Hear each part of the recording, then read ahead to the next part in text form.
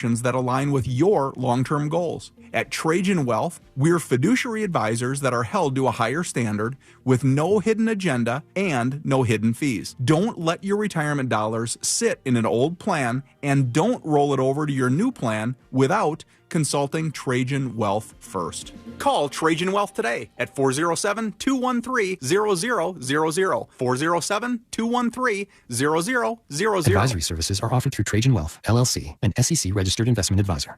Men, trouble in the bedroom? Not anymore. Premier Men's Medical Center restores your sex life in just one visit. Their painless breakthrough treatments eliminate erectile dysfunction and PE. Here's a specialist in men's health. I'm Dr. Simovitz. Have Viagra or Cialis let you down? Premier Men's Medical Center offers the most effective treatments that eliminate ED and PE, with men lasting longer than ever. 98% of patients see instant results on their first visit. Premier Men's Medical Center's breakthrough treatments eliminate ED and PE, regardless of age or medical history. Your consultation and first treatment are free. You'll see instant results in the office. Plus, qualified patients get their testosterone checked free. Call 407-337-5569. 407-337-5569.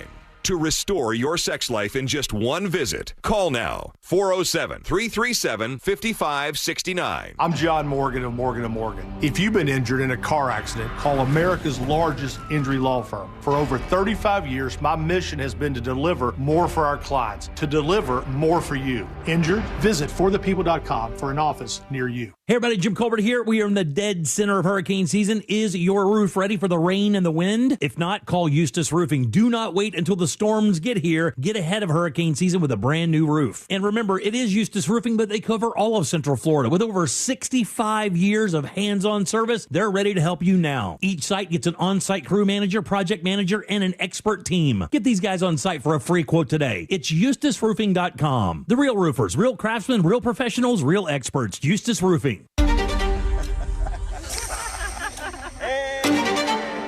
Stay high on life. Not on the road.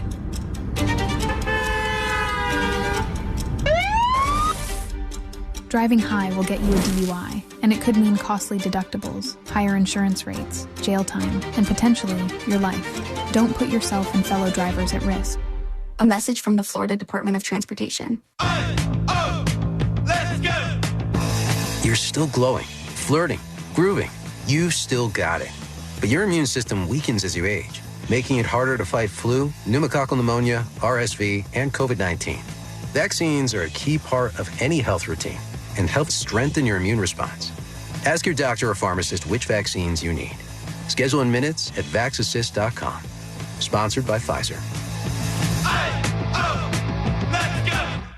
Hey, can you blow up some balloons for Jack's party? I can't. I'm so congested. You need Sinex Severe from Vicks. Sinex Severe nasal spray. Yeah, just Sinex. Breathe. Sinex Severe instantly relieves nasal congestion and works 6 times faster than nasal decongestant tablets. The 12 hours of relief allow you to get back to the moments that matter without congestion. Daddy, we need more balloons. On it. Try Sinex Severe from Vicks. Just Sinex. Breathe. Use as directed. Hey, it's that mortgage guy, Don. Good news. Mortgage rates have improved again this week. Get your quote for a refinance to lower payments or get cash out at thatmortgageguyDon.com. With thatmortgageguyDon.com. Overheard at the Hard Rock Bet Party. No, you see, you get $150 in bonus bets after your first $5 bet hits. Did somebody say hit? Whoa, Ray Lewis?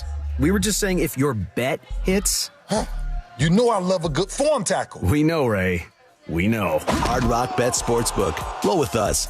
New players bet $5, get $150 in bonus bets if you win. Payable in bonus bets, not a cash offer. Offered by the Seminole Tribe of Florida. Must be 21 and up and physically present in Florida to wager. Terms and conditions apply. Concerned about gambling? Please call 1-888-ADMIT-IT. The accident wasn't your fault, so why should you be burdened with the medical bills? This is Orlando injury attorney Mo DeWitt. Don't get overwhelmed by mounting medical bills. I'll fight to ensure that the responsible party pays what you're owed. Injured on the go? Don't wait. Visit justcallmo.com.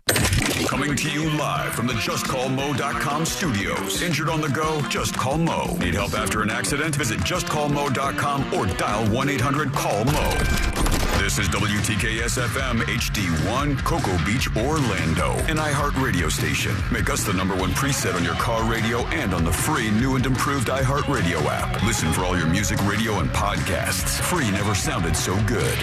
Someone's going to get offended. It's just the way the world works. So to hopefully save everyone a little time and or energy, here's this. The opinions that you hear are those of the host and callers, and not those of iHeartMedia, its management, or advertisers. The News Junkie is on. The three best friends you never knew you had, running through the most viral stories of the day. The News Junkie Sean Wasson with Sabrina and C-Lane. It's Monday, September 22nd, 2025. Lots to get to today. From will Kimmel be back this week to the worst bus driver in the world, and a jury will decide if it's too hard to cancel your Amazon Prime. Plus your calls, dispatches, emails, texts, and more. Hey there, Sabrina. Hello. Hello, C-Lane. What's happening? And hello to you. You can join us on the show today. All you have to do is send us a dispatch. Go to thenewsjunkie.com. Hit record on your first dispatch today. You can also watch the show on YouTube and twitch.tv/thenewsjunkie. Your message is rolling right to the studio in real time. How's everybody doing on a Monday? Good. Pretty good. How are you? Yeah. Out of breath. Whoa. What happened? I don't know. It felt like a long intro. It felt like it was a lot of words. A lot of words. You pushed it out. I'm proud of you. I barely got there. I almost took 2 breaks. If you thought that was a lot of words, then I have bad news for you for the week. Are there more ahead? We got to do some more. Spoiler alert, you have almost 4 hours of words left. Man, that's rough. All right. Well, you know what? We're going to do it together. We got a lot of stuff to talk about. We're going to have some fun. Hope everybody had a great weekend. Let's jump into the pool here. Let's see what's happening. Let's put our ears to the ground, our fingers on the pulse. Let's see what's happening in this great, big, wide world of ours. And we go to the NFL, baby. Sports. I tell you, man, watching what's going on in the world, it's like there's always some NFL. Oh, of this course. Time of year. Like there's like a Thursday NFL and a Sunday and a Monday and I don't know, probably some other ones in the mix. And that's been pretty traditional for quite some time. But I will tell you, it was my first time going out into the NFL world for a Sunday. And very exciting games were had, including the Eagles. Great job, Birds. What do you mean going out into the NFL world? Did you go to a football game? No, I went to a bar that was all playing football on all the multiple televisions, but the Eagles bar I went to was roaring. Yeah. It gets a little wild for my taste. I'm getting old, I think. Yeah. Where, you know what I mean? Like every interception, we talked about this before, like every interception is like a chill down your spine because everybody in the place erupts and you go, whoa. Yeah. All right, I'm alive. My blood is pumping here. At least for now. All right, let's go over to the NFL. It was quite the game. The Steelers versus the New England Patriots, everybody. And Steelers were winning about halfway through the game when one of the players' names came up, and it got a little bit awkward. Pass interference, defense, number 26. I have an idea. First down, New England. Well, you think you know who the player is, C-Lane, that's going to get a mention here? Is it a naughty last name? Might be. It might be. Well, you know what? I don't think it's supposed to be. We'll go over that momentarily here. But I think it's supposed to be like some sort of French pronunciation or something. Yes. Yeah. But the guy's name is Boutte. So like Boutte. Boutte. It was something like that. Not like this. He grabbed booty. That ain't right. Nah. That's you. He grabbed booty. You did that on purpose, sir. Okay. I know that you considered this beforehand. You thought about it for a little while, and you were like, I'm going to say he grabbed booty. How many times did they find themselves in that situation when Matt Gay was playing? Right. There's a lot of names out there. Grabbed a gay. Tackled that gay. When you said you grabbed passes booty, deflected, that's gay. When he said he grabbed booty, he knew what he was doing. Booty. Grab booty. Oh, and they laugh afterwards. I tried to keep it together. You're good. That's all it takes for these guys. That's, like that football player hasn't had that his entire life. Right, yeah. When he gets on the field, he's a professional football player, and yet it's still happening, just like middle school. Here we if go. Your last name is this a pronunciation? It's coming from the Saints. Pass is broken up. That's gay. They're Grab doing that booty. on purpose, right? Grab booty. They're bored in the booth. They're bored up there. They got all this time going by. What's funny is nothing gets me more than when the guys in the sports booth are about 3/4 of the way through a game and you can tell they're bored with it. And they just start talking about other things to each other, or like Tyreek Hill's criminal past. Yeah. We've wandered away from the sport for a little while to talk about something else. But I know what you did, sir. I'm not mad at you. I know that you grabbed it up. He grabbed booty. Yeah, I know. We know what you're up to. FCC police, get over there. Go over there. I know you're busy these days. Well, this weekend, there was a lot of people, and I mean a lot of people, out at this Charlie Kirk memorial that was broadcast all over the place. Millions of people ended up watching it. I saw a few clips. It seemed different. Yeah, probably. Yeah, I mean, we'll see what this is like together. The crowds were pretty massive. I mean, this was like, I think all this was three in tiers of that stadium. Well, this was in the early morning hours. The whole parking lot was just chock full of human bodies, which, no thank you, all right? Wait, I don't want to be... for? I don't want to be in Times Square on New Year's Eve, and I don't want to be in this parking lot waiting to get into a stadium for like a memorial event. No way. God. I mean, there's so many people. There's a lot of people impacted by this or affected. Do you think in some way. anyone did some tailgating? God bless America. All right, thanks, guy. They might have, but there's no vehicles. It's just an absolute sea of human beings ready. But this is just like a staging area. Yeah, like they're cattle. They're cattle before they're going in to the actual stadium. And then when they went to the stadium, it was the Desert Diamond Arena. It was overfill, man. Like there was just a ton of people in there with their signs and people supporting Charlie Kirk. There was a lot of religious stuff going on. I mean, that's not surprising. He was a religious guy. They had a lot of, they were like the nation's most popular religious musicians will be performing. And I thought to myself, I don't think I know any of them. Casting Crowns. They still around? It's Michael W. Smith. Give us jars of clay or I got nothing Looking here. for a reason. Amy Adams, is that one? I think it's Amy Grant. Grant. Amy Grant, that's right. Amy Grant back in the day. Yeah, I mean, I think if they said, ladies and gentlemen, what did Cartman want his record to go?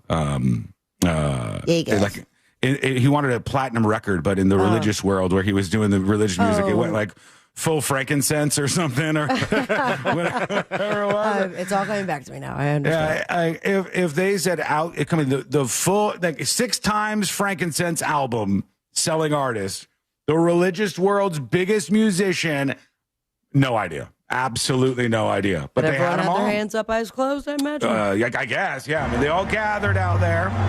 Huge crowd of people. And mostly positive memes going around and vibes. And I did see some stranger stuff. So here's one thing that I thought was a little odd. Now, there's a big crowd of younger people, a lot of younger people who are really, really impacted by Charlie Kirk's killing. And many of them are wearing, as you might notice, shirts that say freedom, which is that's the shirt that Charlie Kirk was wearing when he was shot and killed.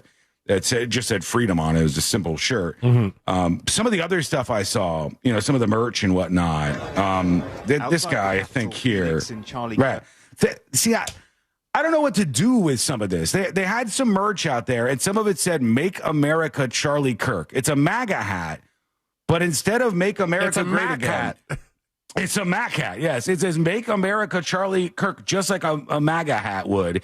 I don't even know what that means. Like rename the whole thing? Or? Does that mean like the Gulf of America style thing? Gulf of Charlie Kirk. Exactly. Yes. Does this mean that every American should be like Charlie Kirk? Does Make America Charlie Kirk mean the really dark version? If all No. Like Make America. We want to be Charlie Kirk, then we would we are Charlie Kirk. Yeah, I don't know what to do with that. I don't know. That seems weird. Make America Charlie Kirk. I think the idea the behind the hat is that he was such a great guy that everybody should be like him. Right. I guess. But you can look, you see that there's tags on it. Like he bought this. Yeah. He bought this at the event. There's people like selling swag and whatnot. Take the sticker off. Come on. Yeah, at these events. Is it sticker on or sticker off? I never know with hats anymore. Sticker on for like, I think the, flat bills for something that you plan on reselling. This, it seems like he's already folded it a little bit, so take the sticker off. Yeah, he's dad build it like I do. What would Charlie do, You push it in a little bit, and then it just says "Make America Charlie Kirk." So they were selling merch. They had a lot going on out there. There were supporters absolutely everywhere. And then we'll get into what happened inside in just a bit. Here's one of the supporters outside. This guy looks like Lil Jon. Adrian from Missouri, come on over here real quick. You came from across the country. Why'd you feel it was important to come out? To show my support. It's sad what happened to Charlie. I actually got to meet the man. He's a very humble man, a very spiritual man, and I love that about him. And I just love how he stood up for America and how he was able to help Donald Trump get into office and how he talks to the youth and gives everybody a fair shot. So I just wanted to come and show my support. There he goes. Yeah, this guy straight up looks like Lil Jon, just for the record.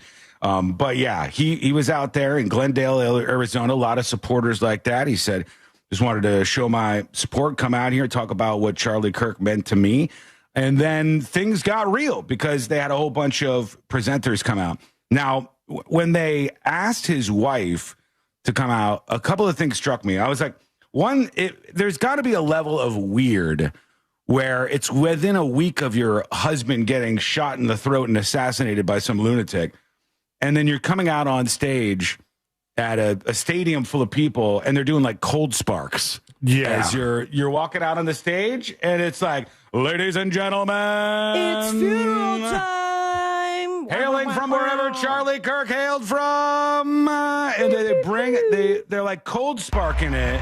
That's so strange. As she comes up. Well, I mean, I guess like, I don't know what you're supposed to do. I mean, like it's a somber thing. Cold sparks. These, if you don't know, like imagine Kiss playing, and then the sparks come flying up out of the stage. If I didn't know that yesterday was Charlie Kirk's funeral, I would have thought a wrestler was walking out onto a stage. Ladies and gentlemen. And so she comes out. They got like the whole big to do. She makes her way out there. I thought it was a funeral. It is in many ways. It was a memorial service. And she did something that I don't think I have in me. I don't think I would be able to do this. I genuinely, very emotional moment too. But here it is. This is what happened at this event this weekend. That young man on the cross, our Savior said,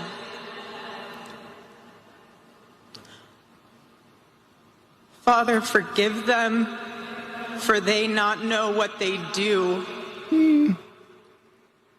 That man, that young man, I forgive him.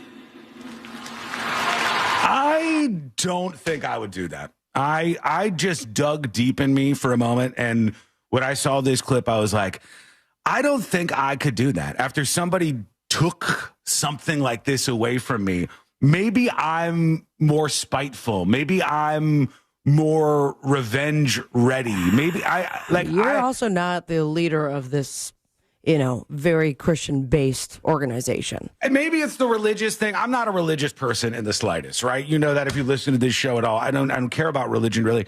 You do you. If you're into it, just like these folks are, that's great.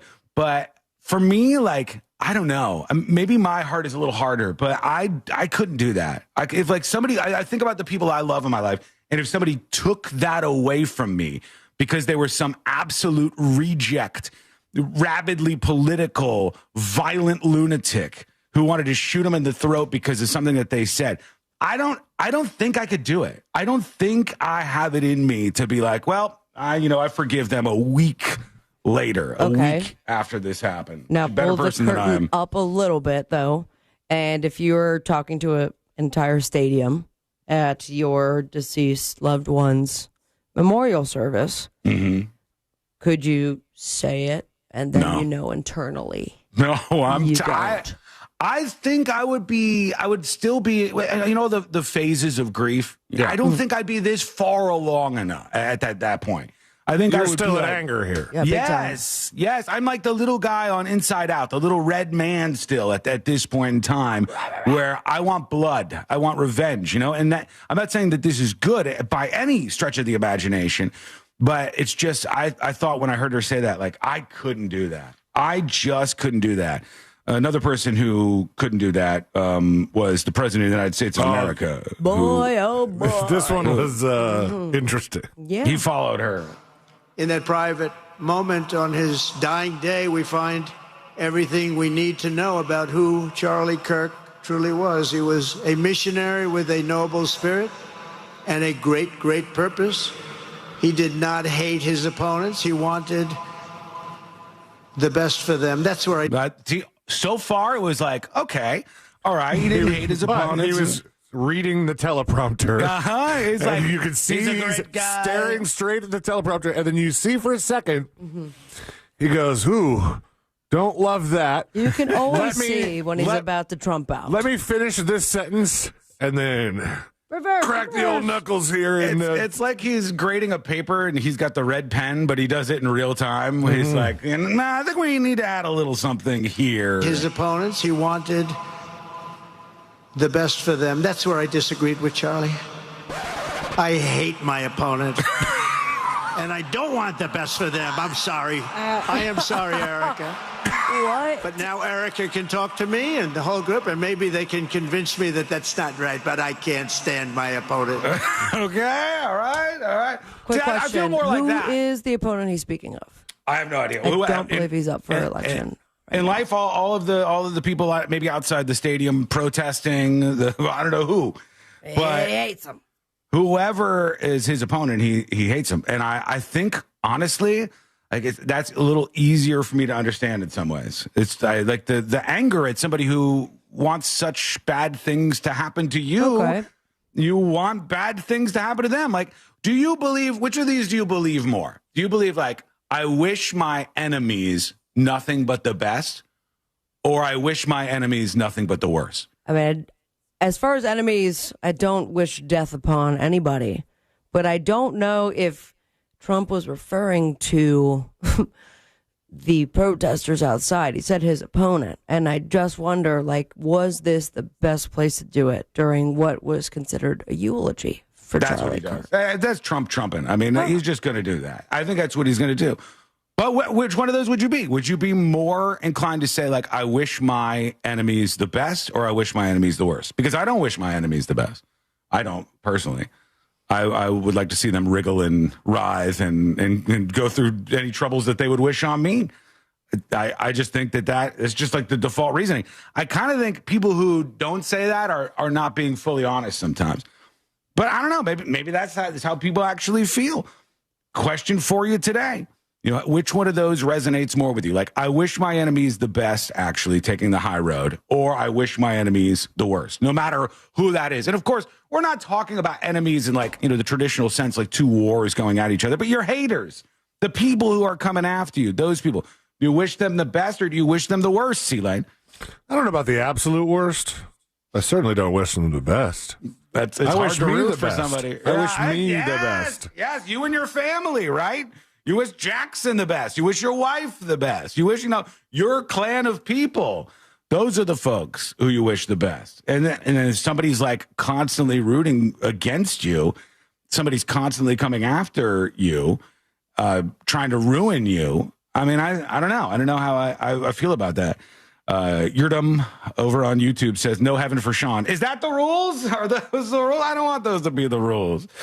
We got more on this throughout the show. We'll poke in here and there, but there's a lot of other stuff going on, so we'll hit on that. Real quick, at the box office this weekend, #1, the second week in a row, the anime kids are doing it. Demon Slayer Infinity Castle. Numero uno, $17 million more dollars for that anime. And this is separate from what we see on Netflix, right? Yeah, Okay. yeah. This is a different thing, and this is like a series of these animes. This is the latest one, and it's made $104 million. Crazy. I kind of watched K-pop Demon Hunter over the weekend. Really? When I say kinda, I mean somebody put it on, but the point of the night was not to watch it. It was something to Background be music? on while we drank and talked and whatever. But I at least witnessed K-pop Demon Hunter. Which night was this? This was Sunday. Was it Sunday? Tell me it was Sunday, and you chose that over Charlie Kirk. No, it was I'm going Saturday. Demon Hunters. I'm going Demon Hunters. That was number one. Demon Slayer, Infinity Castle, unrelated. At number one. Number two was the Jordan Peele movie, Him, which kind of was just above a flop. He's going to run out of one-word titles. I know, and like, tell me that's not meant to seem like it's. I don't know. This is a weird one because it's meant to seem like it's a Jordan Peele movie, but Jordan Peele doesn't have a lot to do with these movies. He doesn't really do anything. He's like the Tim Burton as of late. Tim Burton was like signed off on it, but yeah. not Yeah, really involved. he has a company called Monkey Paw, and they buy movies, and then they're just like, from the creators of Us, and they just put their stamp on it, which is fine. But then people go, oh, okay, this is him. It's just like Us and, these other movies. And it's another Jordan Peele movie, and flopped. Did not do that well this weekend. You said it was number two. Is it not? It was number two with $13.5 million. I mean, it probably came in about a little under maybe where they were expecting or hoping. The Conjuring: Last Rites in at number four, The Long Walk, number three rather, The Long Walk at number four, and some people still looking for a little naparoony, I think, in the theater, trying to go see Downton Abbey, the grand finale, number five. Over in the theaters. All right, when we come back, we have a lot to discuss today. One thing I wanted to talk about was somebody shot up a TV station, allegedly over the Kimmel stuff, perhaps over the Kimmel stuff. It's got to be freaking out people like our friend Amy Kaufeld, for God's sake. We'll talk to her a little bit later on in the show. We got a busy Monday for you, and it's all coming up next on the News Junkie. Real Radio is on Facebook at Real Radio 1041. Sponsored by the law offices of Anajar and Levine Accident Attorneys. Call the law offices of Anajar and Levine at 1-800-747-FREE. That's 1-800-747-3733. From the Clausman Law. Hello. Lake Mary Boulevard, eastbound near the interstate. The left lane's blocked there. Go mic activated. Blocking the shoulder on US. Brace yourself. I-4. Keep an eye out for emergency crews on the roadways. Brace yourself, friends. First of all, welcome. It's a Monday. We got a full week of shows ahead of us. It's going to be a wild ride through all things viral as per usual. Number two, rate this, okay? We know that if I'm right here, I look fine, right? I'm lit okay? Scope mic looks good. Follow me around. Everything's good. But if I get up here, it's like the power of the gray skull. I'm hidden in obscurity as Shadow Man Sean. So, rate this improvement. Huh? What do we think? Is that better? Rate this improvement out of 10. Is it better? Now I can get a little closer. Got a little light on me? Huh?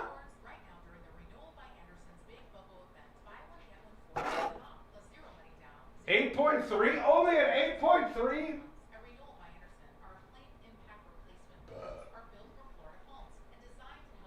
Some hums and some mez? Is it not bright enough? Okay. Come on. I gotta be shining, right? It doesn't really look brighter. You got to be honest with me. It doesn't look brighter. You can't see me right now. Better. When you see our logo in the store, you know that our name is on it. 4 out of 10. Bring back Shadow Man. Oh wait. Which one's better? Ready? 1. Okay. This. Get used to it. 1. Or 2. All right, which one's better? 1 or 2? 1s or 2s in chat? 1, 2.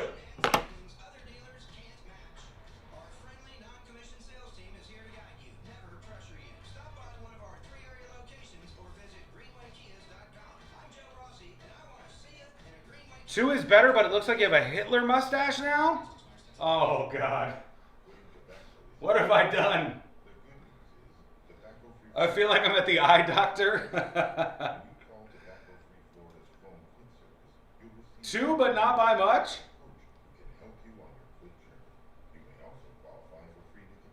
Can you make it go darker? This is just rude, some of this. You know the hours that I toil away for you to try to make Skull Mike better? First we started with a little microphone and a skull, and now we have this. And then I try to make it so you can see me a bit better with a little bit of light coming down. And this is the treatment.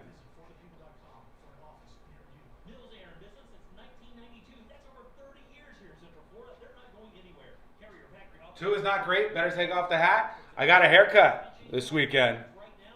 Finally got a haircut. Finally got a haircut. And tell me this. It's time for you to judge me. I do something when I get my haircut. Tell me if this is right or wrong of me, okay?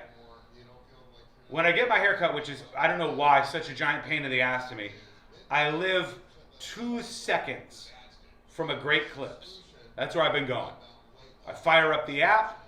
I put myself in line at the Great Clips. I go in there. Some meemaw goes, "Are you Sean?" And I go, "Yep, come on over, Sean." And she sits me down and she's, giving me a haircut and doing her thing. And at some point in the process, she starts the hard sell. Okay? She goes, "Oh, your scalp is a little dry. You must be shampooing too much." And she starts to hit me with you need the leave-in conditioner. She's telling me the leave-in conditioner is going to save me from cancer. It's going to keep my hair strong. And it's just a great deal that they have. And so whenever somebody at the hair salon pushes product on me, I will buy that product, but I take it out of the tip. So when I get a haircut, I usually tip $25. And she pushed this hair product for the entirety of the haircut on me. And at the end, she goes, "Do you want to buy this?" I said, "Sure, I'll buy it." But it was $10. So I tipped her $15 instead. I think it's fair.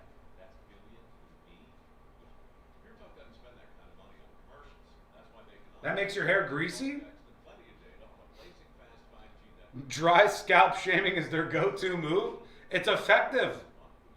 Why not? If somebody's pushing product to me, I won't ever go back. True. I mean, it's a little annoying, right? It's like, and she did it for the whole haircut. It's a while. So I still tipped her good, The haircut, it only costs like $18 or something. So $25 tip, I'll cut your hair. Let's go. Let's go. We can make this happen. I don't know. Light's a failure? Is the light a failure or what? I have to get rid of the thing. I put it up there. I installed it. I was excited. Okay. We're coming back. In an easy-to-apply stick, and it dries fast, so there's no mess. I use it to comfort myself and my family. Thanks, Mom. Vicks VapoStick, soothing comfort for the whole family. And try Vicks Vapo Shower Max for steamy Vicks Vapors when you need more comfort for yourself. Use as directed. Hey, this is Matt Jones. I'm Drew Franklin. And this is NFL Cover Zero.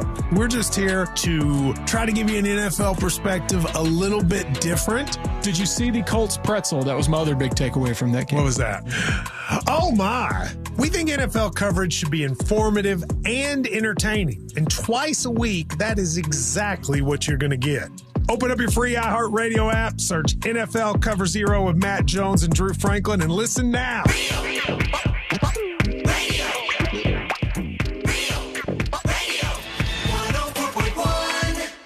Send him your tips and your deepest, darkest secrets. Email tips@the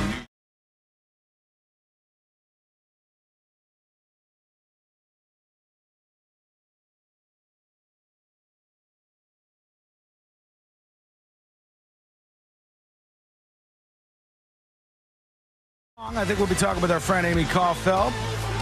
We'll get to this story about a shooting potentially over the Jimmy Kimmel stuff. What the hell is going on out there? I thought we were supposed to be bringing the temperature down. What's happening? We'll talk about that in a moment. Real quick, I saw this story and I was like, oh, man, I did not know this. But there is a way to sort of make yourself AI proof. Do you know this? Have you heard anything about this? I mean, make yourself AI proof. You can make it so it's really hard, very, very hard for AI to fake being you, to have like a fake C lane, right? Unfortunately, given all his like audio and video that he's recorded throughout his life. Yes. Even with all that, to make a fake video C lane would be difficult if he was doing things right. He's not. I mean, no shocker, no surprise to anybody. He's not doing things right. Oh, are you doing things right? Yeah, I am. Okay. Yeah. What's that? I am. I don't know if I want to tell you now. With the attitude you're slinging, I feel the aggression. I feel what you're throwing at me. You started it. She's partially on the track to making herself AI proof, making it so people can't really AI her. I don't know why I never thought about this. But there was this whole report about how, and I do not buy the premise, just in case you're wondering, okay? Because the premise was that people are going out now and getting tattoos so that they can make themselves AI proof. Because AI video, while it can recreate like a C lane, AI C lane exists, they're waving and stuff, hanging out with us. But if C-Lane had a bunch of tattoos visibly on his body, the AI is not good at it. It can't do it. Interesting. And it will screw it up. So if there was a video of, let's say, AI Sabrina. With shorts on at this point. With shorts on, I could see your cat tattoo and I would go, oh, something's wrong about that. Mm-hmm. And I would know this is fake Sabrina and this is real Sabrina. Now, given that information, for the most part, all of the videos online that we have from the show are kind of like chest up. Mm-hmm. So I guess we have to go get neck tattoos. Well, in order to stop the AI monster. Or you got to just have it on your arms and get your arms in the frame and a just lot if you do constantly talk with my arms crossed right by my chin. Yeah. Then you'd go, oh, that's not real Sabrina because look, the tattoos are messed up. C-Lane doesn't have any tattoos. No. So he would be very, very easy to AI. Are people like going to the tattoo place and being like, I'm getting tattoos so I can't be AI? Like that sounds nerdy. Right? That sounds so nerdy. I think maybe one person one time went into a tattoo shop and they were like, maybe if I get all these tattoos, it'll make it harder for me to show up on AI video. And one person ran with that, but there is a 0% chance. That's where I saw it. I was like, you're kidding me. There's a 0% chance people are showing up. I want to get a tattoo today. And you go, really? What are you interested in getting? That doesn't matter. Just put a bunch of signs on my arm because I just put a QR code on my arm, please. I want to make it clear which version of me is the real version. It'll be a hell of a lot easier for me. I just don't buy that. I don't think that's a thing. Does AI like if they try to if it tries to recreate somebody with tattoos, does it make fake tattoos and it's just they're just kind of garbled, or does it at least give it a try? It tries. Like if you see me and I have my arms are in the frame and then the AI tries to regenerate it. I've seen it before. I think some of the All Day Yuckers dispatch videos have been like that.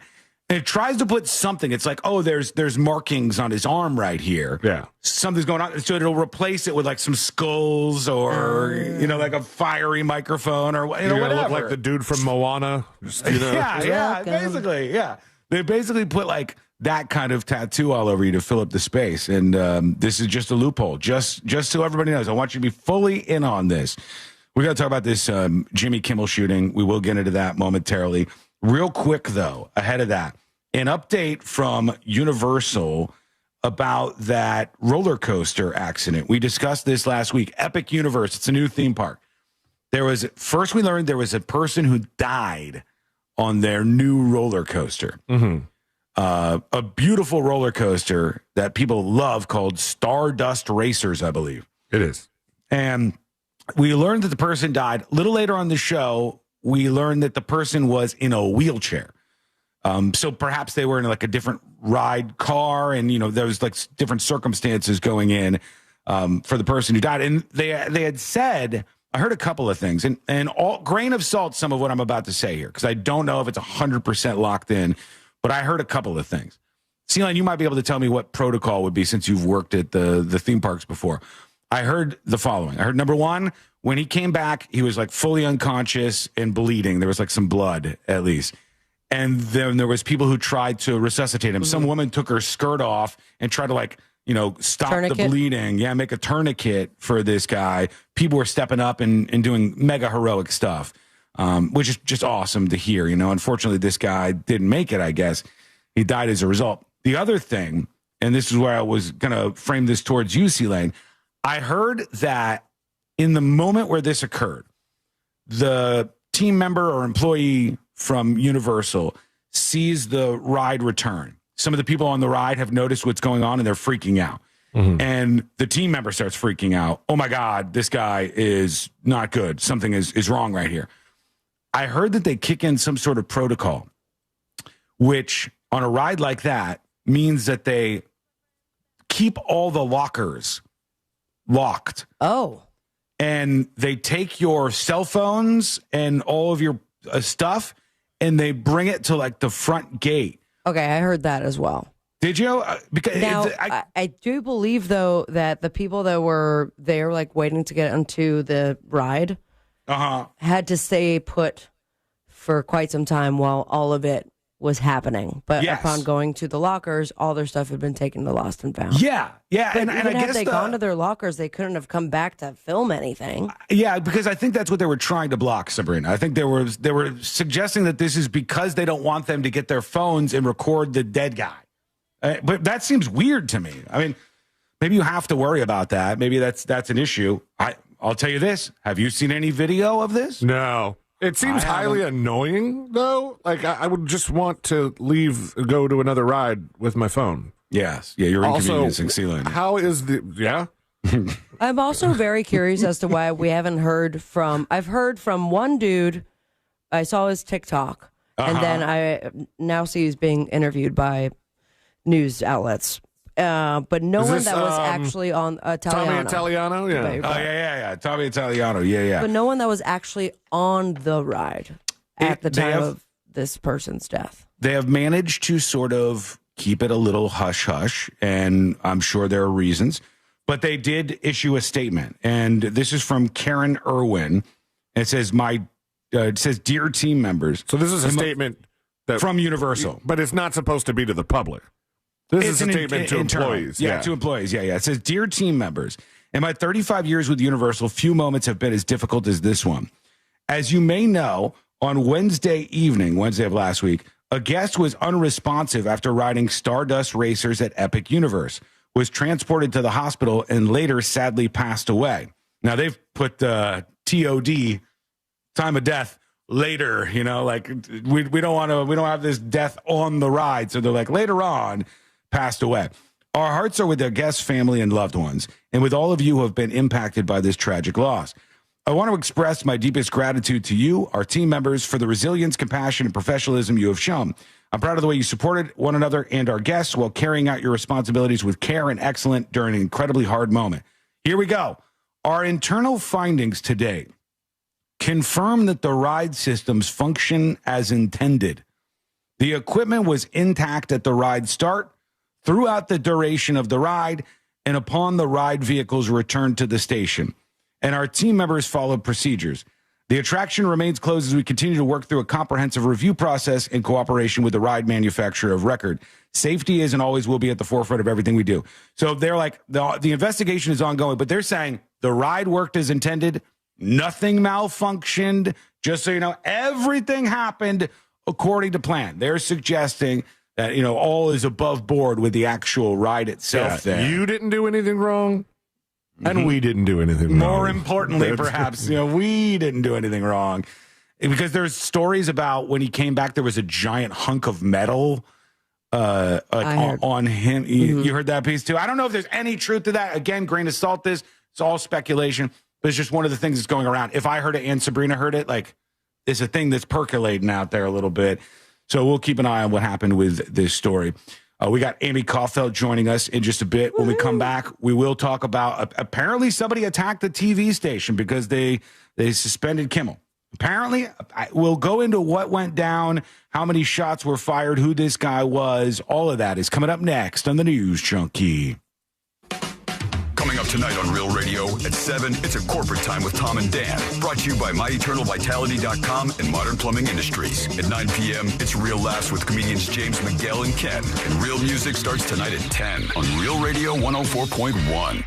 From the Odoo.com Weather Center, Odoo.com, the only business software you will need. Happy Monday. I'm Fox 35 Storm Team meteorologist Jessica Dobson with a check of your forecast. And for Hello. Hello. Hi. What can I do for you? Is that on? You want me to mute it? Okay, hang on.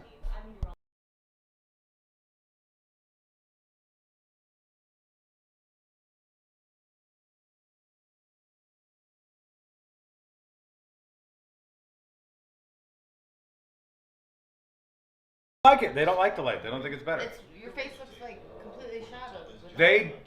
They don't like it. What am I supposed to do? I think it looks better. I think this is an improvement over this. They don't. They hate it. Okay, see you later. The Tylenol news today is going to be interesting, says Arnott. Ladies, they're trying to take your Tylenol away. Specifically during pregnancy, because it makes your kids acoustic. Apparently, that's the claim. Lasting long, that tax credit goes away at the end of the year, so don't hesitate. By the way, just for the record, there's not a lot of evidence that ties Tylenol use during pregnancy to autism. There were some studies done, and this was like something that they were warning people of for a while, but when they looked at those studies and they compared siblings, they didn't find that there were a whole bunch of autistic kids because of it. However, they might be taking your Tylenol from you. A smallest update on the Stardust Racers thing. Mack Ride, the people who make Stardust Racers, announced restrictions for some of their other ride, especially Voltron in the UK, limiting accessible riders. Interesting. I'll have to look into that. Interesting. So you're saying maybe, let's be generous here, maybe out of an abundance of caution, the ride manufacturer who made the ride that the guy died on said to all their other rides, right now, let's not let wheelchair-based people on these rides until we can clear that up. Interesting. I took a bunch of Tylenol and have an autist. Coincidence? Yeah, probably. How much Tylenol are we talking, B-Hall? How much are we talking?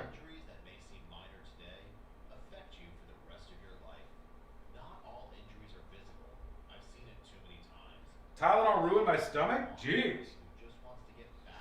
There's no connection between taking Tylenol during pregnancy to autism. It's no cause and effect relationship. It's like having a snowstorm and getting a pimple at the same time. It seems like that's the case. For a while, it wasn't seen as crazy, just so you know. Like, for a while, it was, there were people who were worried because there were some studies that suggested maybe a causal link. And I believe doctors were recommending that pregnant women, keep their rates of Tylenol ingestion lower. But it doesn't seem like that's an actual fear, or should be. 1 minute. You know what? You guys complain about things? This is what you get from now on. You get Dark Sean. One step short of blackface. This is what you get. I was trying to lighten things up, improve things in the studio, but this is how you react. Can't have nice things around here.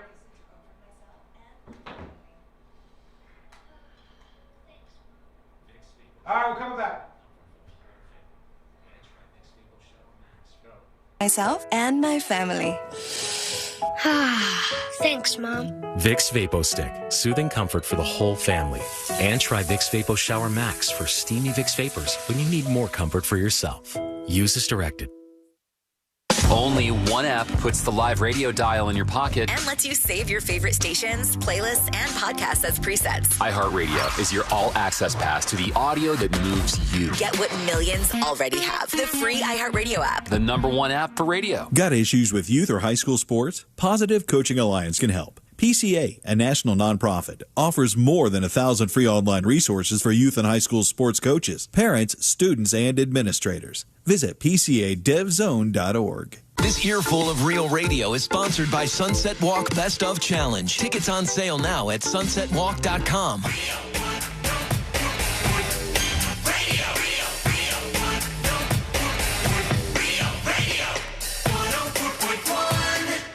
Send him your tips and your deepest, darkest secrets. Email tips at the...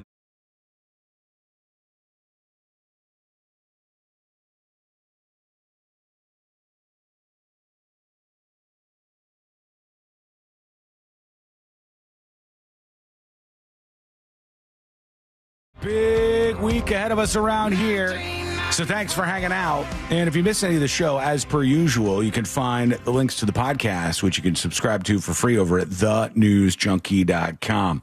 They say a guy shot up an ABC television station over the Jimmy Kimmel stuff.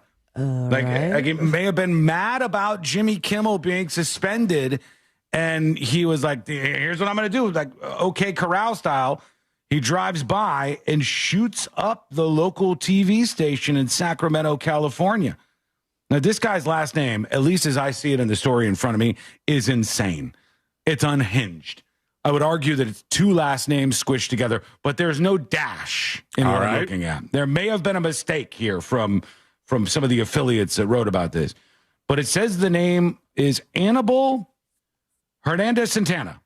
All one word? Yeah, both of them. Yeah, Hernandez Santana, all one word is what it says in the articles that I'm looking at. I wonder if it is maybe supposed to be hyphenated, or maybe it's two last names. Yeah, mom and dad didn't want to succumb to the other, so they just smashed them together. Well, no, could be. I mean, sometimes I think they smash them together on the police report.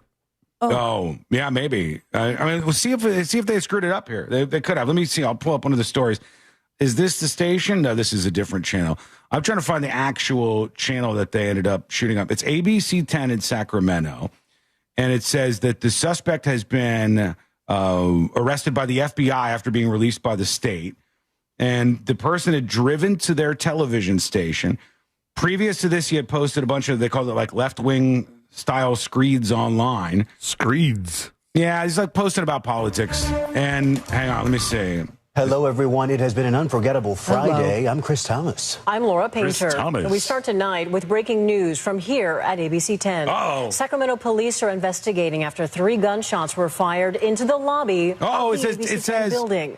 It happened. It says Tegna. That's one of the companies that was involved in this whole thing. Okay. Remember, they're trying to do a merger here between Nexstar and Tegna, I believe, and the ABC 10 in Sacramento is part of Tegna, and the story before this was Jimmy Kimmel suspended. I thought that was a Ligma station. No, that's different. That's different. I never know. Did you mention already that he had just gotten out of jail?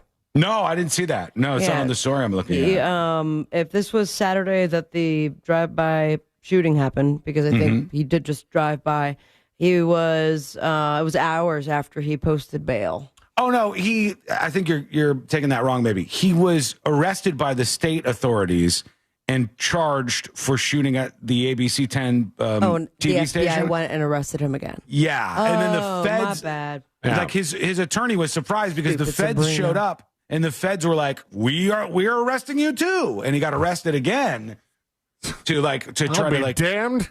Deja vu. Where do you go to trial?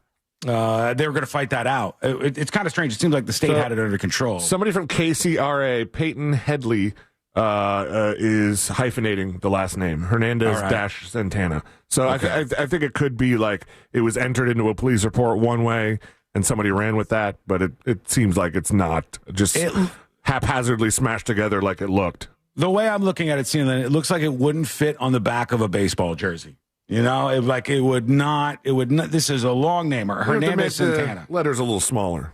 Let's see what else they say here. Lobby of the ABC 10 There's building. the bullet holes in the window. It happened at around 1:40 this afternoon. Crazy. Investigators say it was a drive-by shooting.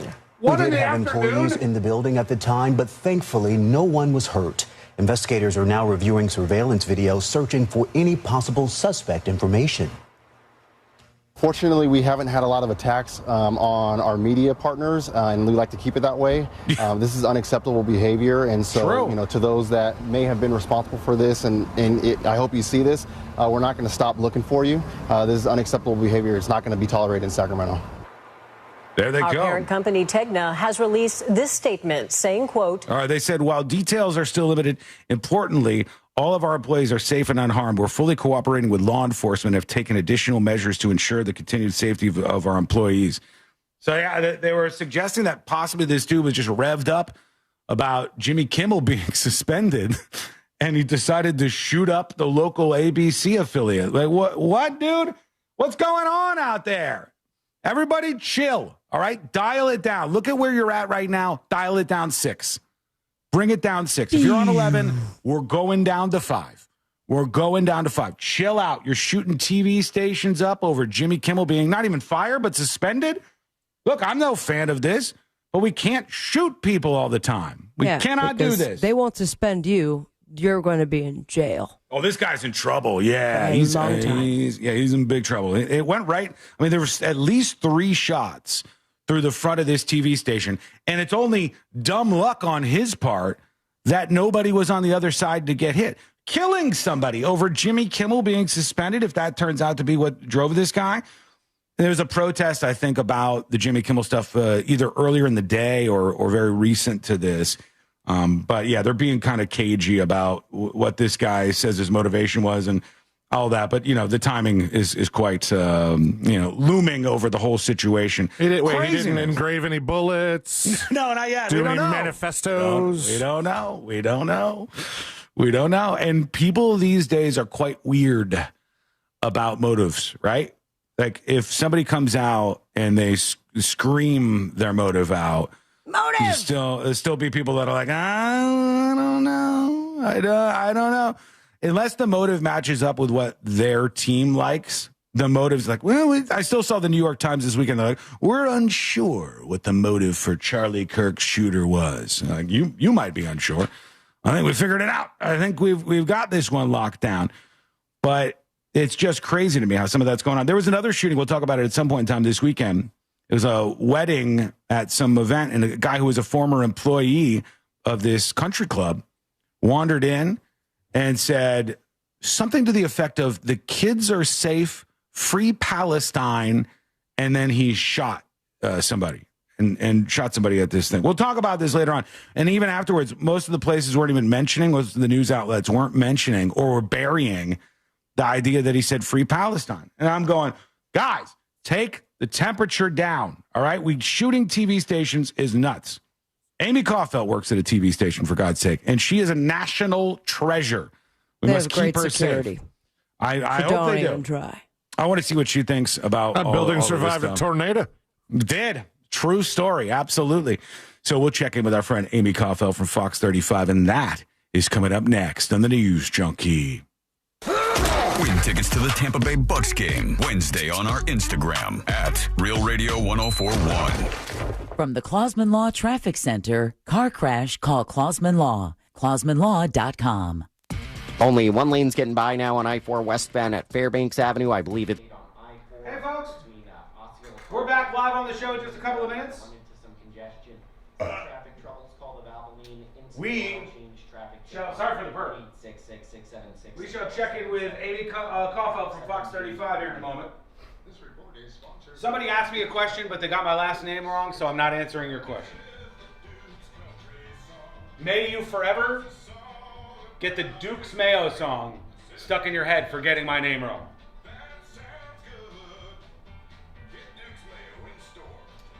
I want Sean to talk about the hurricane forecast. We'll talk about that with Amy K. That's right. Home equity lines of We're good. Way to unlock your equity while keeping We're good. 2, 3, or 4% rate intact on the first mortgage. Get cash out for home improvements, debt consolidation, weddings, Guess what? It's love bug season. I don't know if it's because I haven't been driving on the turnpike or I don't know. I haven't seen bad love bugs in years. I honestly thought they kind of sorted out the situation. I haven't had love bugs all smashed over my car in years. It's not Sean Balson. It's not Sean Wisson. It's Sean Wasson. Okay?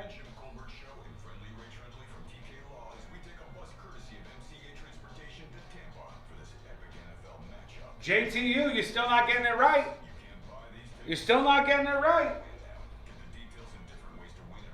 Sports says, why is your face so dark? You got to be kidding me, man. You have to be kidding me. I offered a solution to this. But this isn't good enough. So maybe, is this what we do? Is this better? This here. Oh, I broke it. Oh, get. Is this what we do for the rest of the show? Perfect. I'll bring a little portable light with me. This way you can see me when everything's going down. I mean, I thought it was genius. It's great. It looks great. Got it. Oh, turns off too easy, though. It's very touchy. But people don't like it. Now I can't see anything. Why can't we get rid of the mosquitoes? I think we tried, didn't we? I think we tried to make like some genetically modified mosquitoes and introduce them out into the wild. And I don't know if we've had any success with that, honestly. The light is fine. Pay no attention to the naysayers. There's so many naysayers, though, on the light front. Get a selfie light? What am I, a 15-year-old girl doing, here's how I get ready for my day routines on TikTok? I'm not getting a selfie light.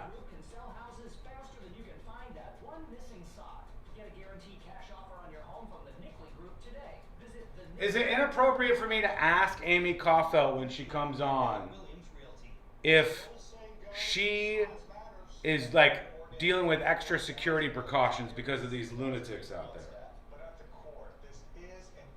Is that inappropriate? All right, Amy Kaufeld's producer is connecting. You be acting like a 15-year-old girl sometimes? Hurtful. Hurtful.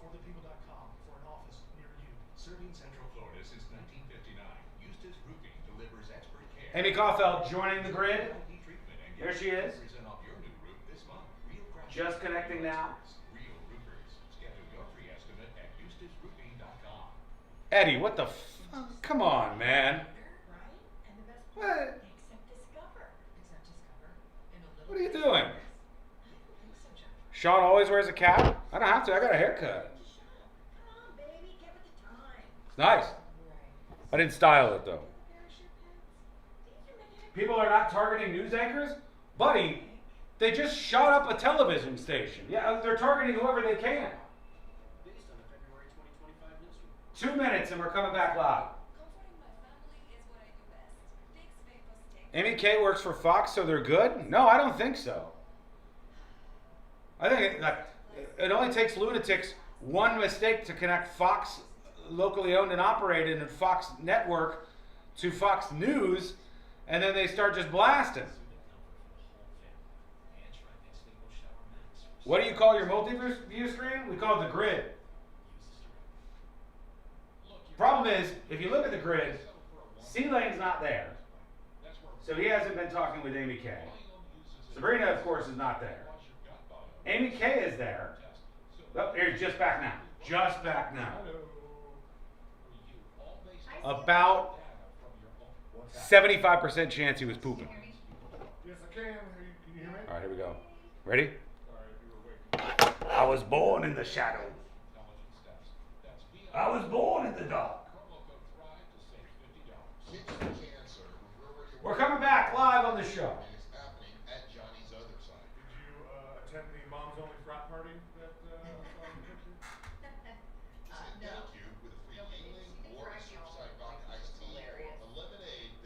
September 19th. It's a Friday. Drop off your gently worn, used, or new shoes. We will say thank you with a free Yingling or a Surfside Vodka iced tea or a lemonade. Then join the Kicks for Cancer happy hour on Wednesday, September the 24th at 4 o'clock. It's going to be a great time. All the monsters are going to be there. You'll get your free drink. You can grab some Real Radio swag and win big prizes with the raffle. So get you and your friends to clean out your closets and save lives. That's at Johnny's Other Side. Portions of the following program were pre-recorded.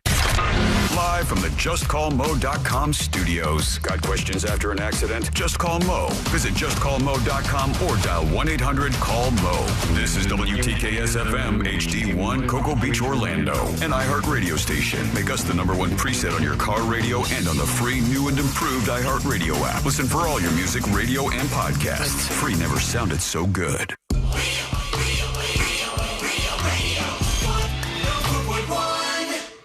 Send him your tips and your deepest, darkest secrets. Email tips at the...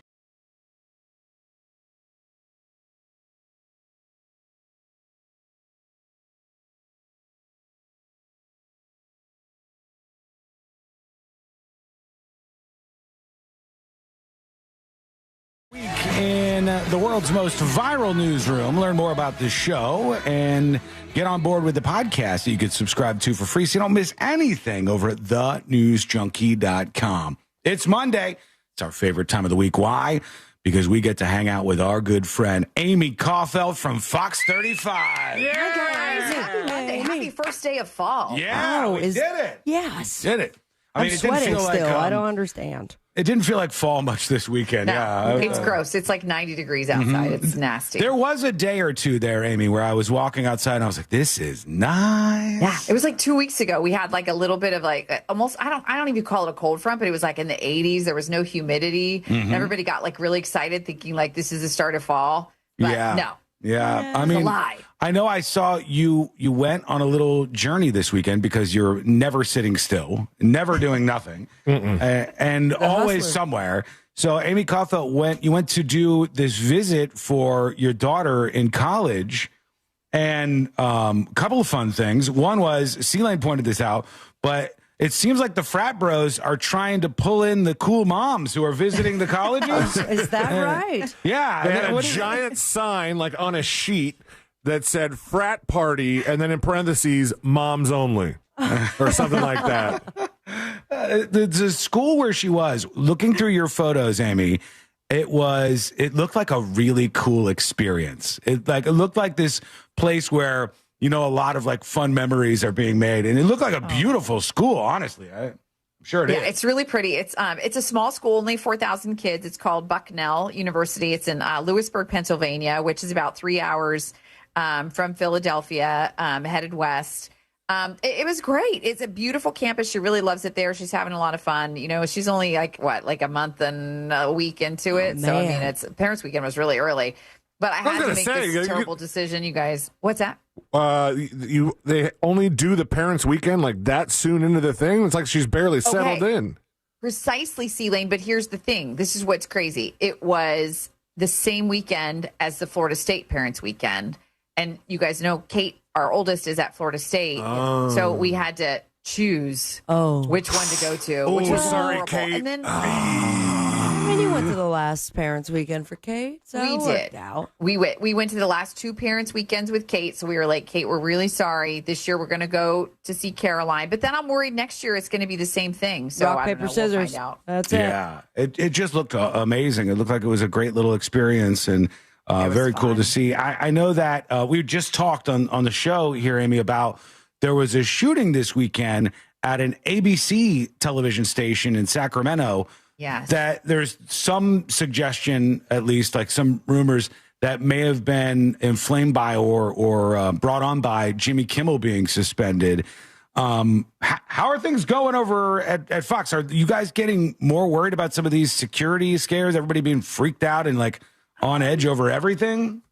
I mean, no more than I think normal. I mean, I think they've kind of created a little bit of a fortress around us. And so we feel very secure where we are. And I think a lot of that has stemmed from other incidents and other TV stations over the years. You know, it's like, it's all the things that you don't think about. And then all of a sudden they're like, oh, we never thought about that. Now we need to put up concrete barriers by the entrance. Or, oh, we never thought about, you know, somebody trying to shoot through glass. So now we have to have bulletproof glass. And, you know, it's kind of like TSA. It's like the same kind of thing. It's like things happen and you never thought that you would have to protect against this. And so now you have to come up with a whole new set of, you know, standards to make everybody feel safe. The worst. I don't know. We're never all 100% safe anywhere. Are we? I mean, I just feel like it's just the nature of the world. So true. So absolutely true. It is the illusion of safety that we are always chasing. And there's no way to perfectly protect yourself from any of these things.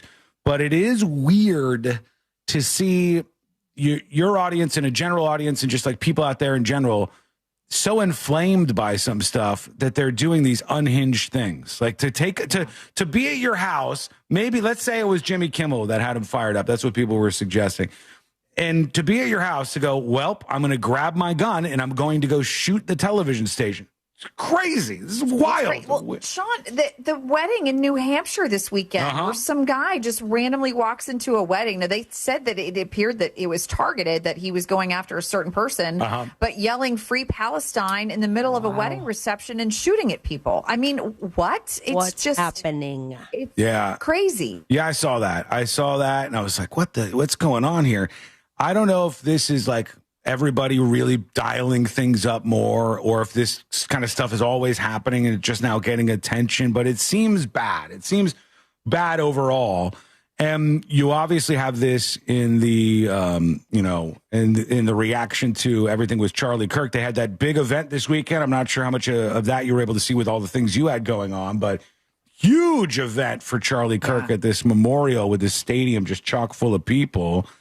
What were your thoughts? Did you watch any of that, or did you get to see any of the clips? No, I didn't get a chance to. We were in airports all day yesterday. We actually had kind of a nightmare travel day trying to get back. You didn't have to go through Texas, did you? What should have been simple was not so simple. Yeah, Texas over the weekend was a nightmare. Didn't Dallas close like 2 airports? What?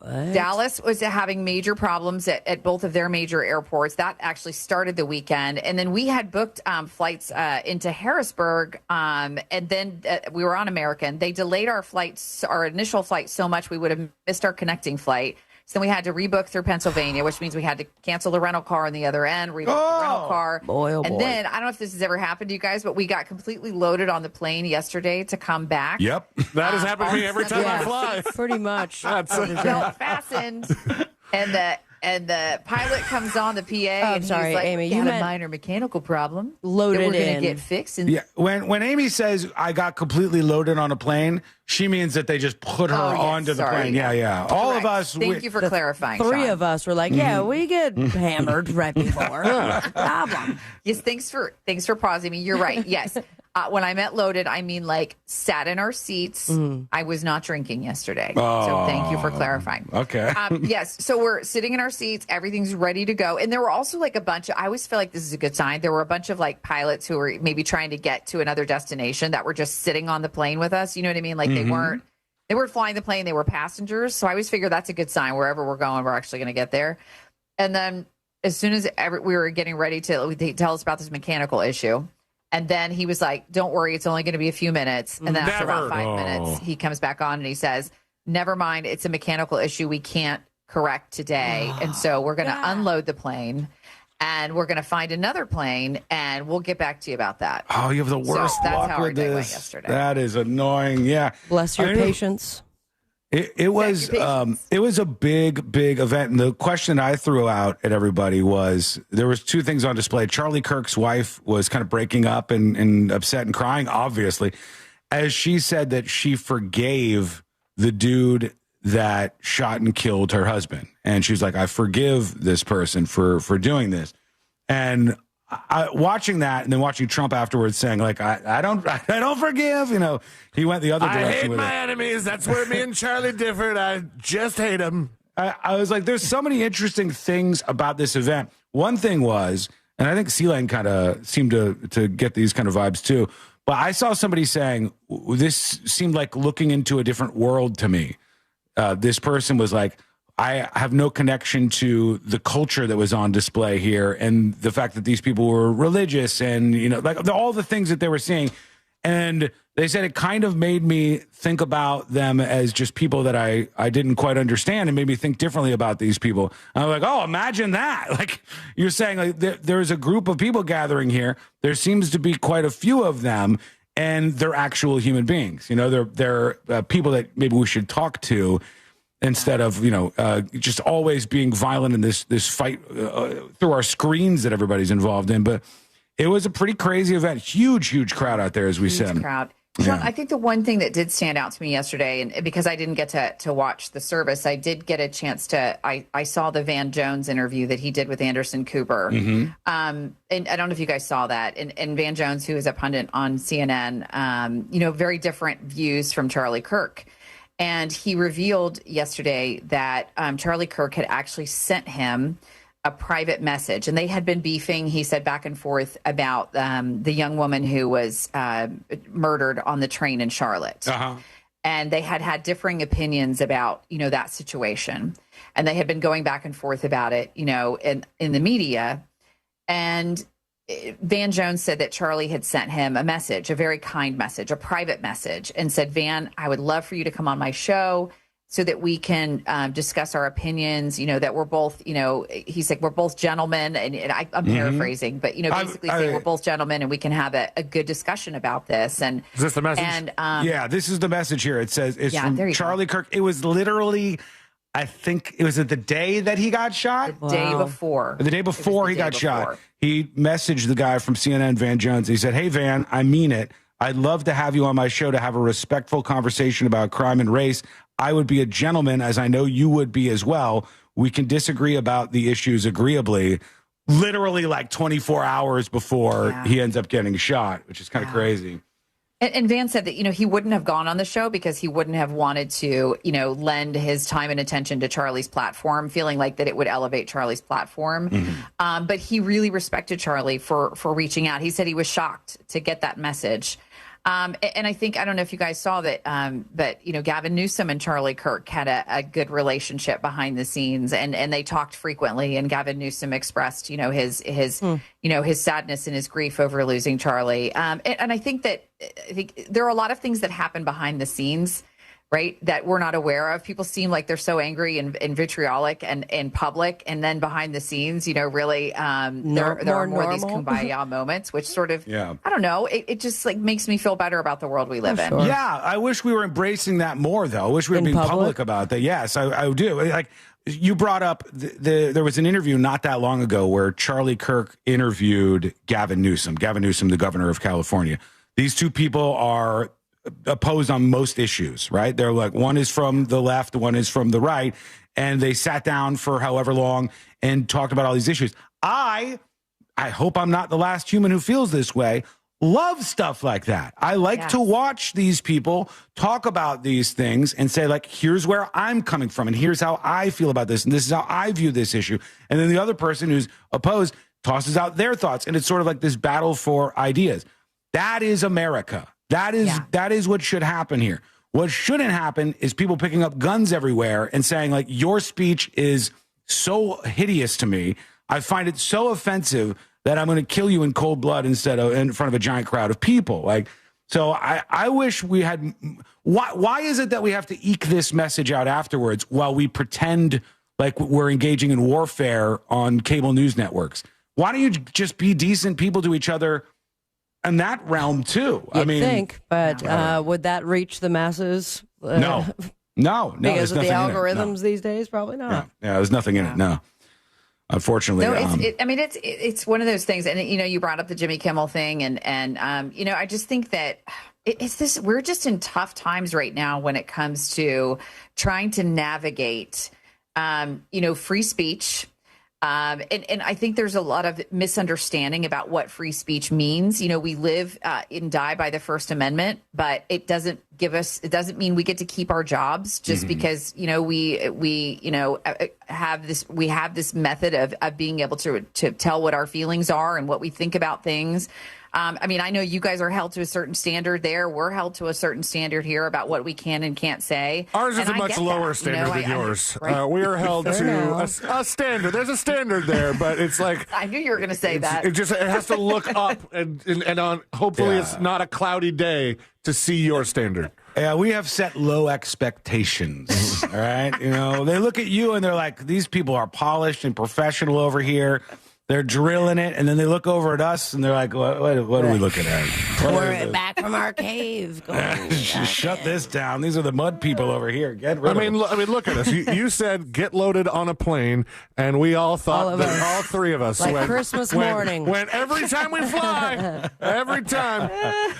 Oh well, what other stories are grabbing your attention today, Amy Kay? Oh gosh, well, I think this 4:00 announcement from the president is going to be really interesting today, and we're going to hear some more thoughts about what is causing autism in this country. And we are anticipating that the president's going to talk specifically about Tylenol and acetaminophen. And for any woman who has ever been pregnant, you know that your doctor tells you to avoid ibuprofen and instead take acetaminophen when you're pregnant. And when you're pregnant, you get headaches a lot. So I took a lot of Tylenol when I was pregnant. And I'm sure some other bodily because we were told pain. it's safe. So is it not safe? I mean, we're going to find out today a little bit more background information about, there is clearly something going on in this country. We are seeing more people with autism than we ever have before. Is it because we're doing a better job of diagnosing it? Or is there something going on in our environment or what we're eating or what we're doing that is causing these numbers? Now, we need to find out. I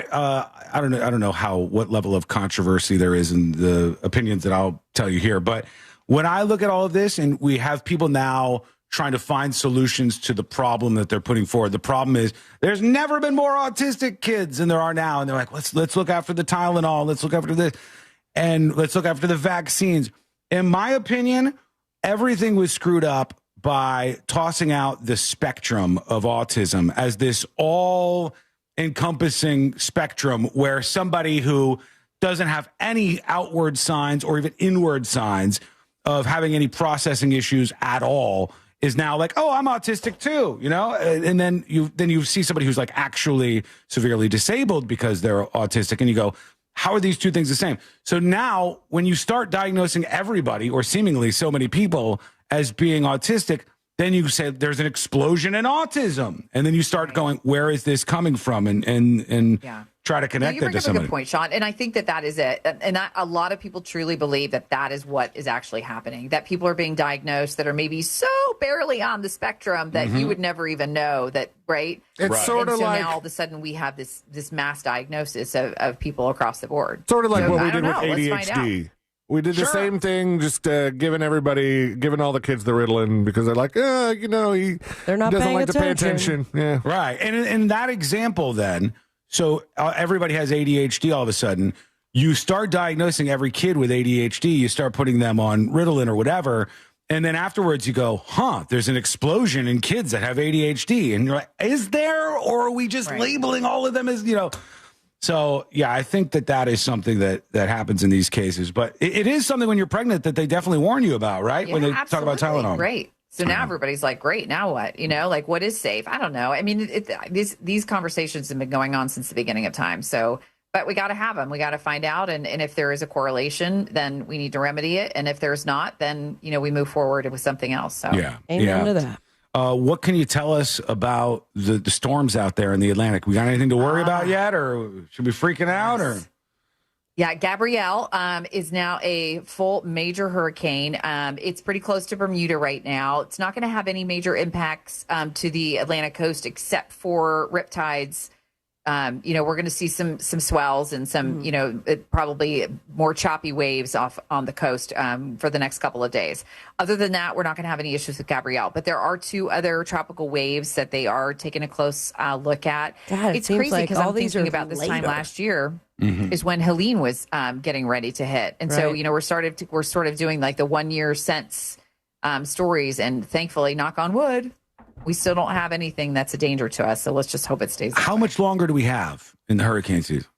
All the way till the end of November, Sean. November. Isn't that crazy? I know. It feels like it goes on forever. Oh, it's like, But remember Hurricane Nicole? That was in November. Yeah, that's true. Because in my head, I'm going, and I knock on wood.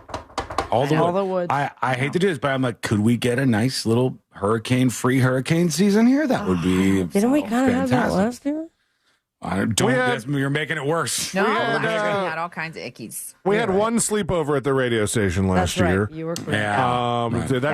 That's my barometer. That's my how many we had sleepovers. Helene and we had Debbie, and we had Milton, and you remember, and those were all ones that had some kind of impact on us. Right. You know, whether it be minimal or a lot. But, Delete what I said. It's been a long time since we've had a major hurricane, like a category 4 or 5, hit the state of Florida. It's almost like we're invincible to it now. I'm not saying we are, but John, maybe. can you stop saying this stuff out loud, please. We just maybe won't. We had told him this last week. We tried to tell him that last week. Why can't we enjoy things? Look, like Shut up, Sean. we should be enjoying that there aren't hurricanes hitting us right now. Instead, everybody's too scared. I don't want to bring on any bad juju. We all have. I do think it. I do. I have like a little bit of PTSD every time. This time of year, I get super nervous, and I'm always like looking at the spaghetti models and just like what's going on out there. And I'm always trying to like pick the meteorologist brains like behind the scenes, to see if they'll like give me some inside scoop. Yeah, exactly. Amy, when you go to like you did this weekend to your daughter's college campus, do you hear a lot of the younger college people talking in a way where you're like, I have no idea what they're saying. The words, the lingo has lost me, and I don't think I get it anymore. They say stupid things like low key. Low key, yeah. Everything's low key. Yeah, Courtney does it too. Yeah, she does that, and then she just throws in some high keys. Low key's been around for a bit. Mid key is kind of where I want to be the whole time. Yeah, that's acceptable. That's where we are with the Hurricanes. Always cap. The stand on business, that's where you lose me. I don't stand on business with. I thought for sure I had gotten one of them in, like where I was saying it, and I was like, "What the helly?" And immediately, someone that was much younger said, "That's not cool anymore. We don't do that. You missed the window by months." Yeah. That was like when I was out grabbing lunch at one of the local spots. They call spots. it lunchy now. And I told you I was having a muffaletta at this place. And a what? A muffaletta. It's a muffin. Yeah. And Sideward Brewing, awesome place. And while I'm there, some guy walks by and he's like, "Oh, you got those?" He goes, "Those slap." And then I didn't know what to say back, so I was like, "Yeah, it's slapping right now." Ruined it. Just took the moment. Like he just kind of looks over and goes, "Yeah, all right, okay, yeah. We're gonna move on." Okay, all that in a bag of potato chips. Right? Yeah, I off the chain. Slapping right now. Slapping a bass. All right. Well, I hope low key goes away real soon. Yeah, Fingers crossed on that one. All right, she's the best of the best. Amy Kaufeld from Fox 35. Yeah! She is. Make sure you're watching every single morning. It's how you need to wake up.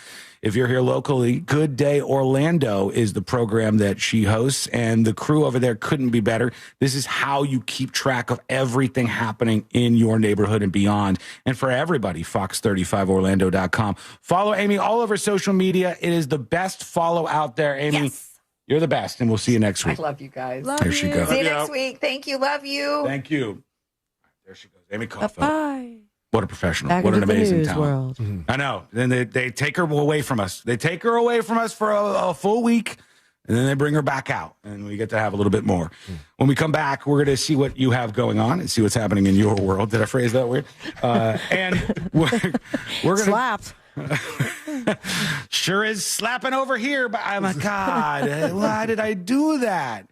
And then sometimes I'll get mad at Courtney. I'll be like, why didn't you stop me? I don't know how you have to do this. I had a group I was introducing at the City game a couple weekends ago, and they said something, and I was like, sweet, and I did the hand move and they go, that's not it. That's Suwoo.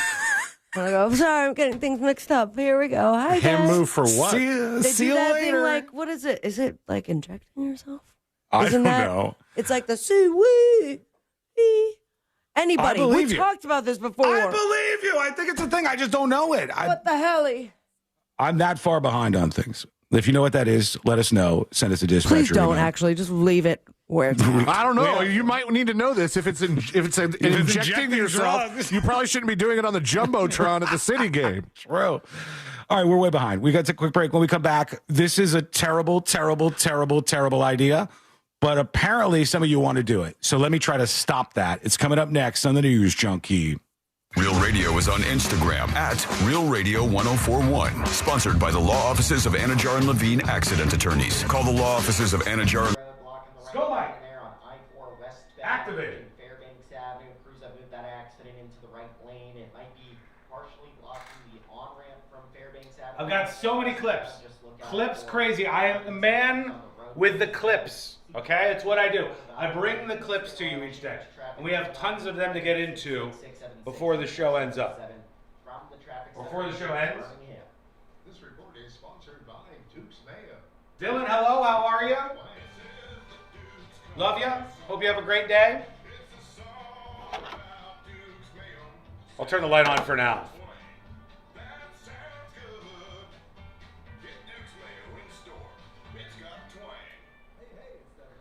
All right, couple of minutes and we're back live on the show. How's everybody doing? You doing good?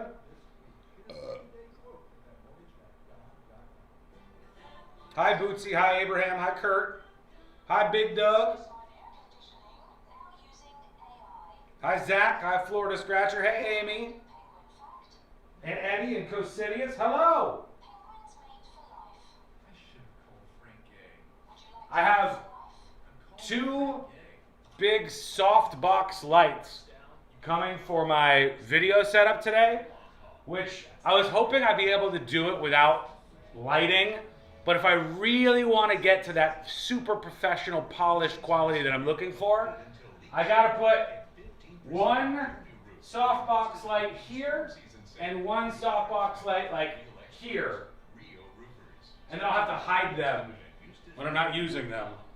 But there will be new videos this week on the channel over on YouTube. Hi, Console Bob. Dylan, you have the flu and you're working? You got to get out of there, man. Thank you, AJ Soup. Thank God somebody appreciates something around here.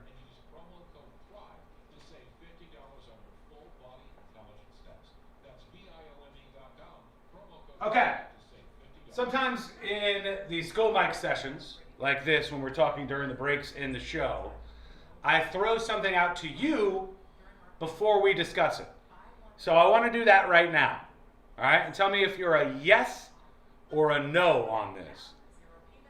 When I see a lot of these stories start to get attention and pop up out there in the news media outlets, if something says there's a trend, I'm almost always skeptical. I don't think the people who write these stories know much about trends or trending stories, and I think, generally speaking, they're just wrong. But they claim that there's a trend underway right now where people are taking their friendships to the next level. And they're doing something to take their friendships, like think about your best bud. You know, ladies, your girlfriend that you always go out and hang out with. Guys, your best buddy, you know, your bro. Think about that person. People are taking their friendships to the next level and pulling into like best friend status by opening up a shared bank account.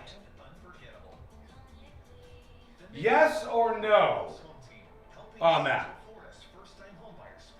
I mean, this can't be a thing. Like, could you imagine your friend sitting down with you and going, I really care about you. I'm so glad we've been friends for so long. I was just thinking, shared bank account time? Huh? What do you think? Got some LOL no's, some WTF no's, some hell no's, some hard no's. A shared bank account? Between friends? I would ask them what their temperature was if somebody said that. Like, hey, Sean, I think that we should take our friendship to the next level. It's time to open at the local bank a shared account between the two of us.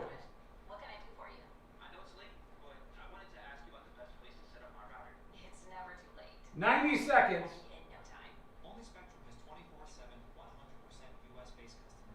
Just get married if you love them so much? Well, you're getting married to a dude or a lady or anybody else, and you want to join bank accounts with them? Fine. Not always a great idea, but fine. But if you're just like pals with somebody and you're like, let's go, we're making this shit official today, joint bank account time. That's weird. Okay, 1 minute, we're coming back. They're like, what is there, 4 people who have done this? Like single-digit people have actually done this with their friends? I'm calling bullshit on this. And I can't say that on air, so I have to say it to you, okay? I don't think it's a real thing. But it's for NBC. NBC's the one with the story on them. All right, here we go. We're coming back on the show. 5G network for just $25 a month. Save an additional 50% off your first month when you dial pound 250 and say the words Micro. That's pound 250, Micro. The NFL is off to a wild start. To the right, he's got a lane. Herbert right sideline to the 40, to the 45, to the 50. He slides down. And the new season lives on iHeartRadio. Under pressure, sack! Local stations bring you the action live. Justin Jefferson. Plus, fantasy advice and expert analysis with the official NFL Podcast Network.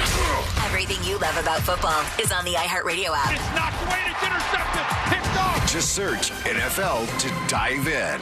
Do you have AC needs? Turn to the experts at Carrier. Go to millsair.com.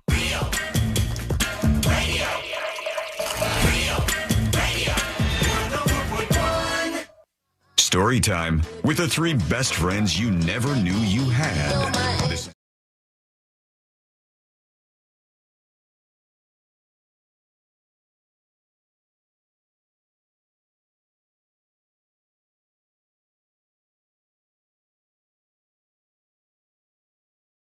Real wars going on out there is not based on the color of your skin or what religion you're a part of or anything like that. In fact, it's completely different.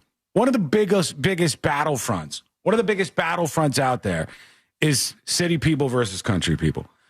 And city people think country people are all dumb bumpkins. They think you are so dumb. They think you're like Deliverance style, and you're having sex with your cousin, and you wear a MAGA hat 24/7, and you're like a farmer or something.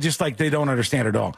And then country people look down on city people in similar ways. They're like, oh my God, look at they're ruining their cities over here. They don't understand each other. Probably couldn't even change a tire. Right. Yeah. Look at this man's nails. Not a speck of dirt on him. I don't trust that. These people, these groups of people, nothing to do with your class, nothing to do with your immutable characteristics, your skin color, all that. None of that. They don't get each other. They don't understand each other. I stand by. There's a lot of people probably in like New York City that watched the Charlie Kirk thing this weekend. They're like, who are these people? What is they? It's like aliens. They don't understand these kind of people. I like to try to be a translator between these different groups of people. I like to try to figure that out the best I can. But this seems to be a city person thing. And I don't know. I can't be behind this. This is the number one, before I tell you this is the dumbest idea I've ever heard in my life. And number 2, I don't believe there's a lot of people doing this. I don't believe that people are engaging in this and doing this. This is from NBC News. You can see it's in front of me if you're watching over on YouTube, just so you know I'm not making it up. And it says, looking to invest more in their friendships, friends are opening shared bank accounts. No. And I'm like, no way. Imagine one of your friends comes up to you, Sabrina, and goes, hey. Did you get this from the same site as that tattoo story? No, this is NBC News. This is not right. Like, how many people are actually doing this? And if they are, this is a weird city person thing. And I don't think it's a friend thing. It's probably like 2 people that could help each other out, and that's why they have to combine an account. I don't know. It makes no sense to me. Continue with the details. If you're married, if you're Yeah, I mean, basically just if you're married. And a lot of married couples don't even share bank accounts. We don't. I have a couple of her credit cards in my name, but... Damn right you do. That was just to help my credit out. And yeah, look, this is a modern thing. People are like, well, why would we cause ourselves more drama by combining these things? But in the cities, some of these city kids, so here's what the story says, all right? They do this, I guess. A novel way to maintain strong friendships, creating a joint bank account. That's the advice Madison Machin received last year while chatting with her seatmate on a flight to New York City. The woman was on her way to meet her best friend on one of their periodic trips. The trip, she told Manchin, was funded by her joint account with the friend. I love the concept so much. I went home and I called my best friend and I was like, we need to do this. We need to have, as friends, a joint bank account. Okay, but this is not even a joint bank account. They saved $1,000 in a joint Cash App account. So you're just like creating a digital piggy bank that you both contribute to until you have enough to go on a trip somewhere. This is not which by the way, you don't even need to do it like that. No, get a credit card. You don't even need to have anything like together like that. No, they have apps now that like the whole purpose of the app is to facilitate a group of friends going on a trip. And Splitwise, baby. That's what it is? Yes, and I use it all the time. And I use it for I live with my girlfriend, and that is the best way to say what the electric and water bill will be or when rent is due so that it doesn't have to be a text exchange back and forth. That stuff makes sense. The way it's being presented by whomever saying it's a joint bank account, I think that's a bad idea. That's weird. It's weird. I think it's a not false headline, but it's a misleading headline. They're not combining their bank accounts. I don't think that by sharing a Cash App account just to kind of pool together some money for a trip, that either of these friends knows the balance in the other's savings. Yeah, I'm not joining a shared Cash App account even. I'm not even doing that. That's weird. Like they said, it's fun for us because we can do little wagers almost like a swear jar. If I am training for a marathon, one of my goals is to keep running every day. If I skip a run, I have to put $5 in. And this is a bunch of people on TikTok who are saying that they are doing this to save money. And it's in sharp contrast, maybe a rejection of the buy now, pay later stuff. Super strange to me, number one. But I seriously doubt there's a lot of people who are doing this. I just don't think it's all that common. And I think it's very different than like, okay, we're going to go on this trip together. However, if I was going to go on a trip with somebody, let's say it was going to cost like $3,000, I wouldn't want any account that I'm throwing money in and they're throwing money in, and then they can take both my take money out. Yeah, no way. No. I'm sorry. It's just some of the biggest mistakes I've made has been lending people money because you have somebody who's like a friend and they'll say, hey, can I borrow X amount of dollars? And you'll go, sure. And then you lend that person money and it's just always a problem. It's just always a problem. And then you're trying to get your money back. You feel weird asking about it, but can't you just do it? Right. You're like you feel like you're harassing the person to try to get the money back that they promised they were going to give you to begin with. All of this is just bad. That's when it kind of works out with Splitwise because it'll send them notifications. Like, hey, you still owe Sabrina $130. Yeah. And you're like, I'm not doing it. I guess we can stop those notifications if you just send the money. Right? I like to have my wife wait a little bit and then try to drop it in conversation like, you haven't paid. I'm like, yeah, it's coming. Yeah, you get it. You get it at some point. Quick break. When we come back, the next episode with Sabrina, what's coming up on the next episode? I'll make it super quick. Here we go. 1, 2, and of course my laptop freezes. Here it is. What's coming up on the next episode? Spider-Man needs a helmet in the hospital. Some word on Tom Holland getting rushed to the hospital over the weekend. We have all the updates on the Kimmel Chaos, Disney debacle, free speech frenzy. Plus, you'll never guess who's headlining Welcome to Rockville next year. All that and so much more coming up on the next episode. And that is coming up next on the News Junkie. Hey, y'all, it's fall. Try the new Pumpkin Spiced Colbert Show today at 3. Now gluten-free. Available for a limited time only. The Jim Colbert Show, weekdays at 3 on Real Radio 104.1. From the Odoo.com Weather Center, Odoo.com. Hey, everybody. Welcome behind the scenes. I'll be over there in 1 minute.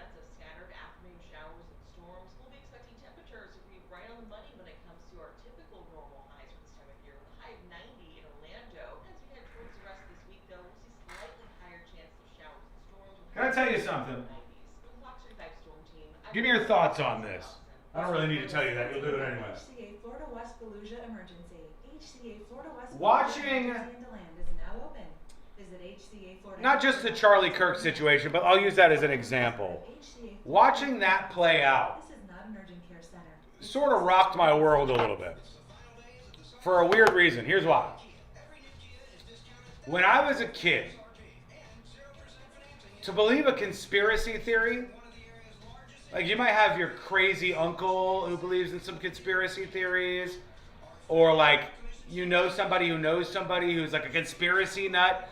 They literally portrayed conspiracy people as crazy people in every movie, in every TV show.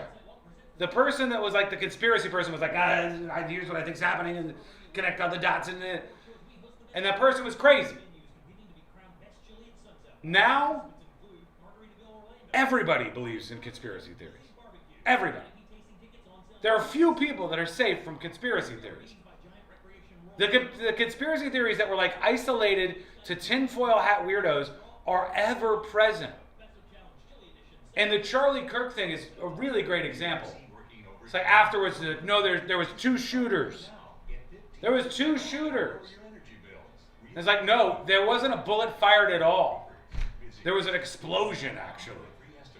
Hello? Your lights came. Oh, they did? Okay, good. Try this flavor. What is it? Celsius? Yeah. They only sell them individually, but it's good. Ooh, that's good. Apple pear. Fuji apple pear. That's tasty. All right. See you later. Now, everybody believes in this shit. And like the one that I saw this weekend was, nope, Charlie Kirk wasn't even shot with a bullet. I've looked at all of the footage, and it appears this device, and they showed this like little device. This device is what hit Charlie Kirk in the neck. It was a wireless microphone because he was broadcasting the event that he was doing. It was a wireless microphone. Then when they were informed that that is a wireless microphone, they said that wireless microphone is exactly the right size that if you loaded it up with explosives, it would explode Charlie Kirk's throat just like it did in the video. And if they weren't blaming explosions, they were blaming the Jews or Charlie Kirk's funders, or from Candace Owens and all these people on the right that were going nuts to all the people on the left that were like, actually, he's all right. And he's a groyper. And just never in my life has it been like this, where so many people believe in conspiracies. And quickly, too. It's very weird. Very, very weird.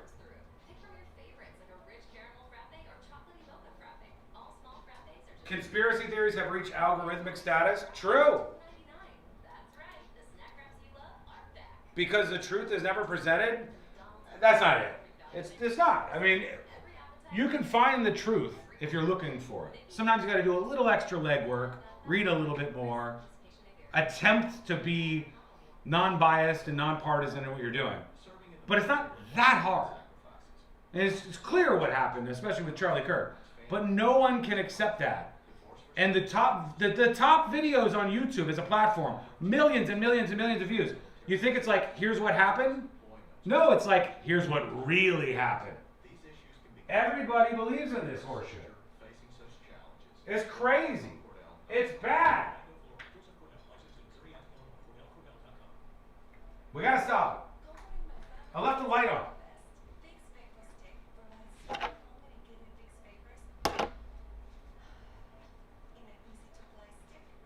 Okay, we're coming back. Let's do the next episode. In an easy-to-apply stick, and it dries fast, so there's no mess. I use it to comfort myself and my family. Thanks, Mom. Vicks VapoStick, soothing comfort for the whole family. And try Vicks Vapo Shower Max for steamy Vicks Vapors when you need more comfort for yourself. Use as directed.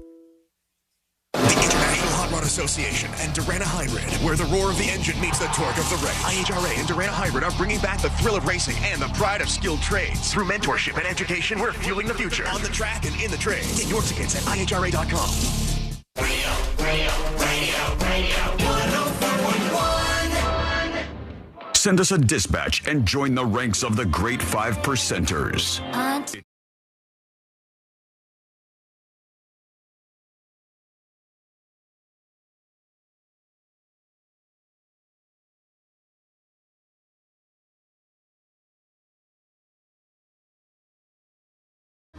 All things happening in the world of entertainment and beyond. Don't forget, friends, the roast of Sean Wasson, that's me, is going down October 30th, and it's at Judson's Live, and you can be there. Handful of tickets left over on thenewsjunkie.com/roast for this very exclusive event. Yes, brought to you by justcallmo.com. Yeah, love our friends over there, and they're going to even be bringing you some very special, super exclusive magnets. That's just one of many, many special things that they'll be for you at this event. We're going to talk about that quite a bit this week.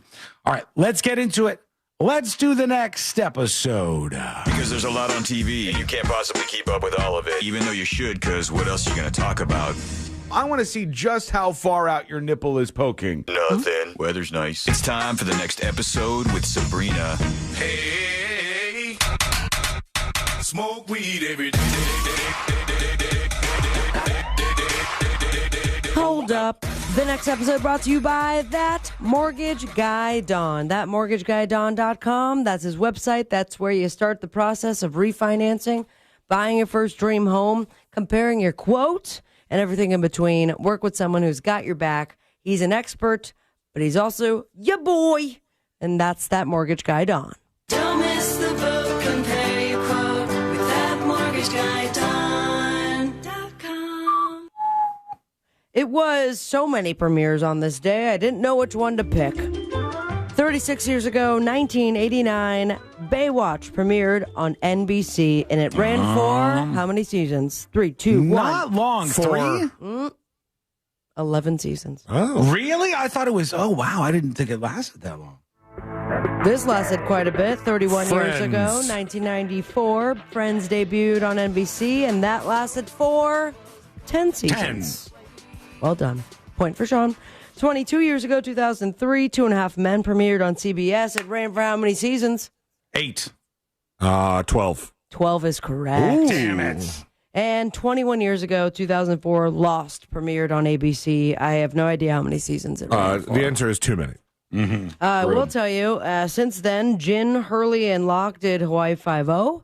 Ben became a person of interest. Shannon got taken. And Boone starred on The Vampire Diaries. So there you have it. Those are all Lost people? Those are all Lost people. And I've not watched Lost yet. I'm not ready to dive into I that. heard Lost People sounds very different. It seems like a runaway train kind of situation. Right. Never looking back. When we were really into Manifest, a lot of people that talked about Manifest that were into Lost said that they were very similar. Mm-hmm. Okay, spoiler alert. So everyone's dreaming? Maybe. In Manifest? Is that what you're saying? I don't think they were dreaming in Manifest. He wasn't paying attention. He wasn't watching. I'm going to try my best to pay attention, or I'm lost to segue on what's happening with the whole Disney and Kimmel and who's doing what. First and foremost, so I'm going to move this mic back so I don't slam my face into it one more time. Remember that promise that instead of airing Kimmel, they were going to do that beautiful tribute to Charlie Kirk? Yes. Some of the stations were. Some of the other ones just did like Celebrity Family Feud, I think. There was one, and thank you, C-Lane. There was one ABC affiliate that aired Celebrity Family Feud rerun instead of the Charlie Kirk tribute. We talked about that. We did, but now I'm doubling down on it because they have words to say. Shortly before airtime, that's when they made the statement on social media saying the tribute would be made available on YouTube rather than TV. We also, did you talk about the petition? Do you remember talking about the petition that they made? No, I saw that there was, it didn't seem like crazy numbers of people. It was a couple 100,000 or something signed some change.org thing. Yeah, I guess 100,000 is not that crazy. It's like, I thought it would have been more. Already. Considering the amount of discussion, I thought there'd be more. I think, here's my theory. Do you want to check it now to see where it's at? Because it garnered over 100,000 signatures in less than 24 hours. Now we've got 72. Jimmy Kimmel is. I think they're going to announce that he's coming back this week. That's my guess. I think that they're going to say that. Yeah, there goes my next story. Jimmy Kimmel talks Disney to bring the show back. So there you go. I didn't know. How am I supposed to know what you got going on there? I'm not trying to spoil anything. How much money did Disney lose? Huh? None. According to a report, Disney's market value has dropped $3.87 billion since they suspended Jimmy Kimmel. I knew the number. I just didn't want to continue this train. I know. I mean, it's every single one you guys have done. Every single one. You said you guys have done. You've been here. I'm saying we did talk about the Family Feud thing on Friday, but everything after that was as soon as I was going to introduce the story. I'm not mad about it. It's like, I think that it was really funny. We should keep doing stuff like that. Spider-Man 4 filming paused because what? No, I'm not spoiling anything. Tom Holland is in the hospital. He's dead. Don't kill off Tom Holland. He seems nice. He was filming Spider-Man Brand New Day, but he had to pause that Brand New Day to go to the hospital for a stunt accident. This is why we have stunt people, right, guys? How bad was it? So bad. Really? Lost an eye. No. He didn't. It was a mild concussion, but they were taking a break. Mild concussion. He's expected to return to filming in just a few days. According to the outlet, a meeting is scheduled today to adjust filming plans following the incident. I mean, to me, there's no surprise at all that one of them hurts themselves or especially the stunt people. Have you ever seen how they do this? Look at this. Spider-Man, this is going to be the person who's like the stand-in. They put them on these wires and they Superman swing them all around the city. And it was all digital. It's crazy. The idea that they were able to do this is cool, but it seems real easy for somebody to get hurt. If that was me, you would see Spider-Man projectile vomiting and doing pee-pees and poo-poos. Mm-hmm. This is also surprising. Violence outside of a Fish concert? No, I don't buy it. I heard about it. Yeah, you did. A man was killed, full killed, at a Fish concert, and 2 others injured in a stabbing at the Fish concert in Virginia. Police called it an isolated incident, and they have a suspect in custody. If it's not even peaceful don't stab at a Fish concert. If the Fish concert's not even peaceful, what is going on in our country right now? That, or there's a bad batch of acid going around, and you're like, I had to stab that giant evil duck that was coming at me with shorts on. These are usually peacenik, hippie type chill people, right? Yeah, I thought so. It happened from the small amount I read about it. It happened in an area where there's a lot of vendors. They call it Shakedown Street from the Grateful Dead song. That's what I call my hoo-ha. And I guess there have just been people that see vendors and go, they must have money, and then let's you rob stab them. 3 people? The person that did the stabbing was standing his ground, and the cops said sent him on his way. You got to stand your grounder at a Fish concert? Yep. I love it. And C-Lane, who's going to be headlining 2026? Welcome to Rockville. Green. No, that was last year. Mm-hmm. I have no clue. Ooh, for real? Damn. I don't know. Sean, do you know? I don't know. My Chemical Romance. 2026, welcome to Rockville. Sonic Tempo and Louder Than Life festivals. My Chemical Romance will be the headliners for. Very exciting. May 7th to the 10th next year in Daytona Beach. Sonic Tempo is slated for May 14th to the 17th in Columbus, Ohio. And already revealed Coheed and Cambria, Dance Gavin Dance, Chodos. Oh my God, it's everything we loved in high school. Or first year of college for Sean? Are you with me? Do you find it refreshing when you look at a concert poster and you recognize all the bands? Yes. You bet your ass. Yes. And I have a feeling that whoever's going to be amongst the crowd is not trying to smash faces. Just stand still and have a sit down every once in a while. But there you have it. very much looking forward to all of the concerts. On the boob tube, we've got football, baby. We have the Lions and the Ravens, 28th season premiere of The Voice with Reba, Snoop Dogg, Michael Bublé, and Niall Horan. Don't know what that is. Celebrity Week is Link. Second season premiere of Brilliant Minds and the return of Comics Unleashed with Brian Allen on CBS. Follow your dreams on my own Instagram at Sabrina Ambra, but most importantly, stay with me, America. Smoke weed every day. Thank you, Sabrina. And not in And that C-Lane. not in that rundown, but are we supposed to get a new South Park this week? Or Didn't something happen over the weekend? That they said something. I saw that there was an announcement. Hang on, let me see. I might have that in the clips somewhere. But I saw that. Oh, here it is. Nobody censored us, says South Park creator Matt Stone about the episode delay. Oh, September 24th. So this week there is supposed to be a new South Park. It'll be really interesting to see if they just ignore all the Charlie Kirk stuff and then like the aftermath stuff. Like, was it anything based on what happened right before, or did they scrap everything and do a new episode? They're in a really interesting and also tough position. Yep.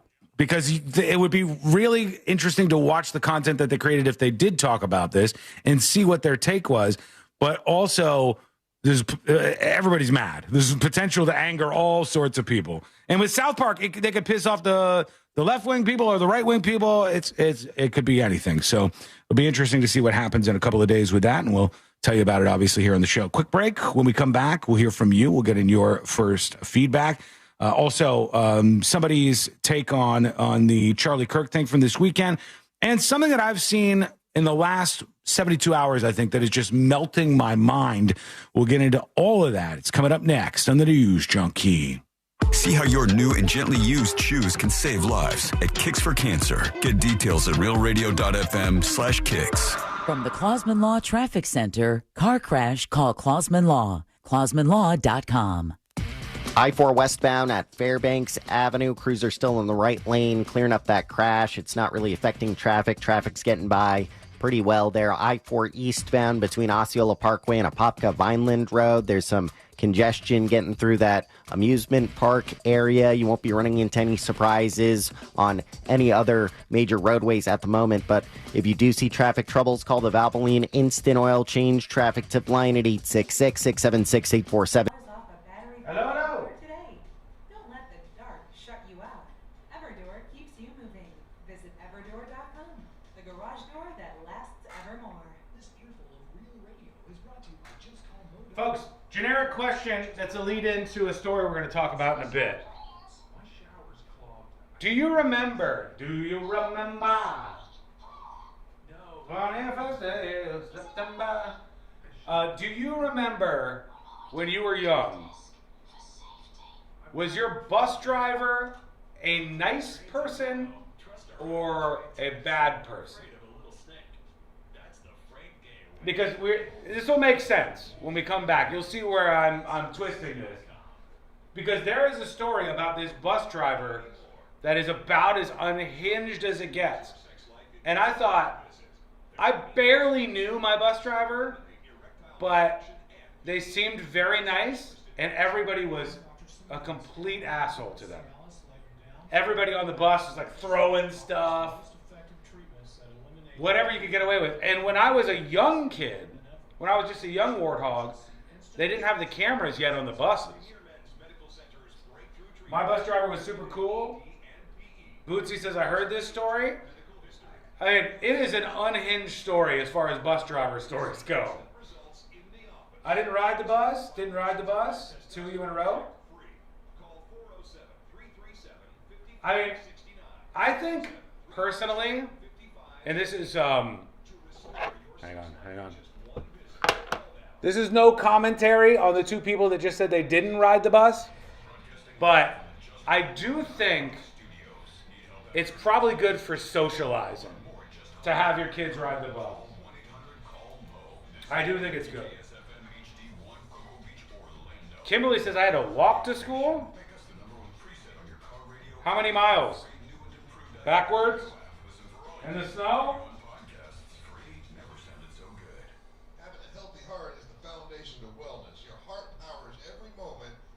Folks, thank you to everybody who has gobbled up the seats to the roast.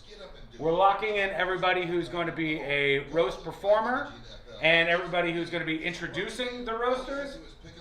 We've got some names from the world of the show that you will recognize. And we've got some new and old voices. And some people that maybe you haven't seen in the roast type environment. Okay? Get your tickets at thenewsjunkie.com/roast. Pick up your cell phone, dial #250, say the words free heart scan. You'll have the option to receive a one-time auto-dial text message from iHeartMedia. Just do that and talk to them about making an appointment at Life Imaging FLA. No bus for me. I walk 2 miles uphill in the snow both ways. Big down payments. Thousands down. We interviewed the victims. Tell us what happened, ma'am. Well, I said to myself, Hello? Hey, I'm going for a Okay, be safe out there. It's a land. See you later. 3 vehicles, just one dime down. And then? I ended up at some all dealer. It was close enough that we didn't get a bus route where I lived. Mine was just far enough away so that I think if I rode my bike, which I wanted to do so bad, I only got to do it once.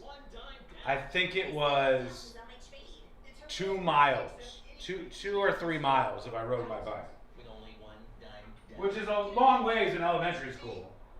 It's under 30 grand, has all the toys, and you don't have to worry about your engine for life. Angel says not sold out. There's only like a handful of seats left, and then people don't realize that some of the periphery seats are available. It looks like they're not on the website. So we've had a bunch of people who think that that there are no seats left, but it will sell out. Go grab your tickets while you can. thenewsjunkie.com/roast. Can you stream the roast?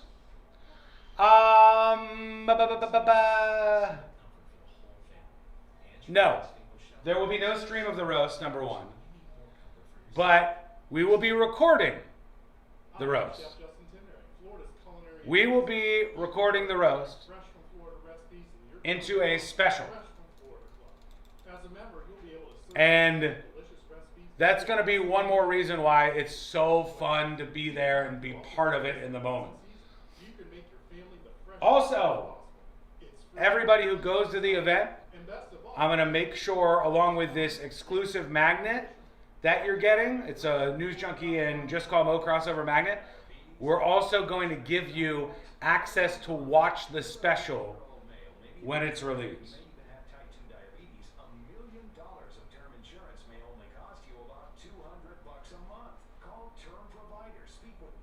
1 minute, we're coming back. I don't know how I feel about this light. I don't know what my final judgment is on.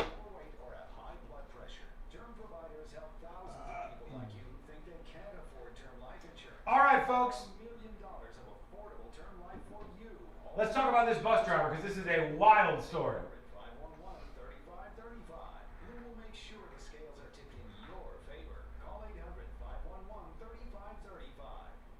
Big Lou at 800-511-3535. Lou will make sure the scales are tipped in your favor. Call 800-511-3535. Big Lou will answer your call and work to fit you into a term life policy that you can afford. Remember, Big Lou's like you. He's on meds too. Call 800-511-3535. 800-511-3535. Mills Air in business since 1992. That's over 30 years here in Central Florida. They're not going anywhere. Carrier factory authorized dealer. You can always turn to the experts at Carrier. Equipment changeouts and upgrades right now with up to $1,275 in rebates. Visit millsair.com. GMC Sierra trucks in stock now at orangebuickgmc.com. We are professional grade.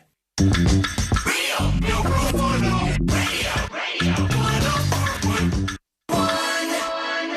most viral newsroom on the planet is still humming along. This is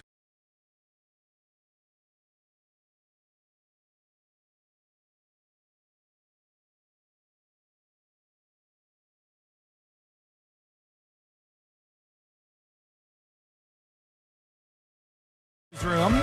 This is The News Junkie. I am The News Junkie. The website's thenewsjunkie.com. And you can learn all about everything that happens around here on that website at thenewsjunkie.com. I don't remember my school bus driver being an evil, cartoonish villain when I was growing up, but this story is so crazy that if I wasn't reading it in front of myself here, I wouldn't believe it. I just wouldn't even believe this was a thing. There's this story out of this bus driver, or about this bus driver in Pennsylvania, where I swear to God, it's the most cartoonish villain type thing you've ever seen in your life. Like they have a pencil thin mustache? Yeah, basically. Yeah. That's how I'm picturing this. I haven't seen a photo yet, but I'll give you more. But it says Pennsylvania bus driver accused of blasting the heat and saying, "I'm going to cook you all," and found to bring a paddle as punishment for the kids on the bus. And I thought, like, absolute cartoon villain territory here. This also screams they should have retired 15 years ago. Yeah, how old? Oh, okay. The driver is 75 years old. Exactly. All right. Harvey Slicker of Utica is the driver, 75 years old.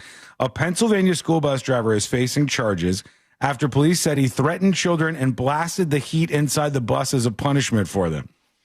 And they said when the cops arrived, the kids were crying and excessively sweaty. That's so messed up. Imagine also being that first kid, like, that gets picked up in the entire route. Been sweating the whole time. Yeah, it's bad. It's bad. According to police, Slicker told the children to close the bus windows and then turn the heater on high. Outside, the temperature was 74 degrees, but it was 100 degrees on the bus because it was like hotboxing them. Does this also mean the bus driver has to sweat his ass off too? Yeah, he's punishing them and himself. He's also going down himself here. It says Slicker allegedly told the children, "I'm going to cook you all," and also threatened to bring a paddle the next day. The school is responding. Hang on, let me see if they have. Do they have they do have a report on this. Okay, I got to see if we're missing any details here. What a very bizarre thing.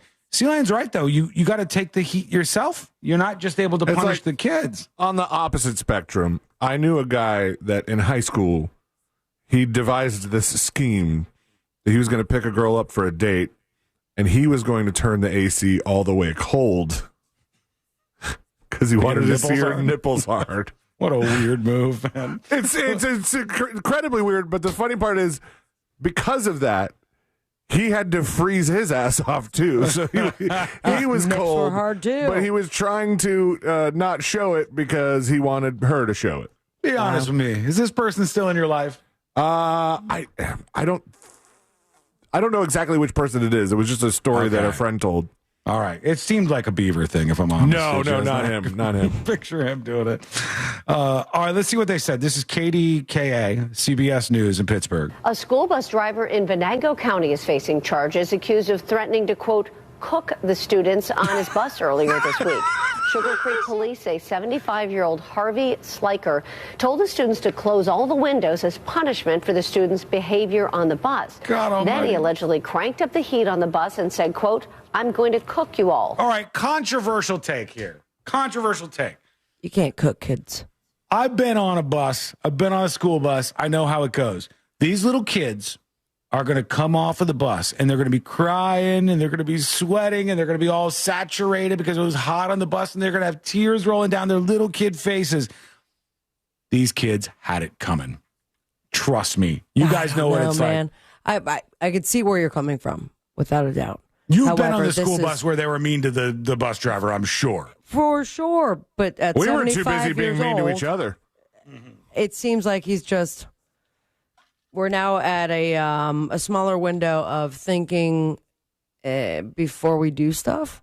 Yeah. So back in my day, I'm going to bring a paddle and beat your ass, if not just make you sweat.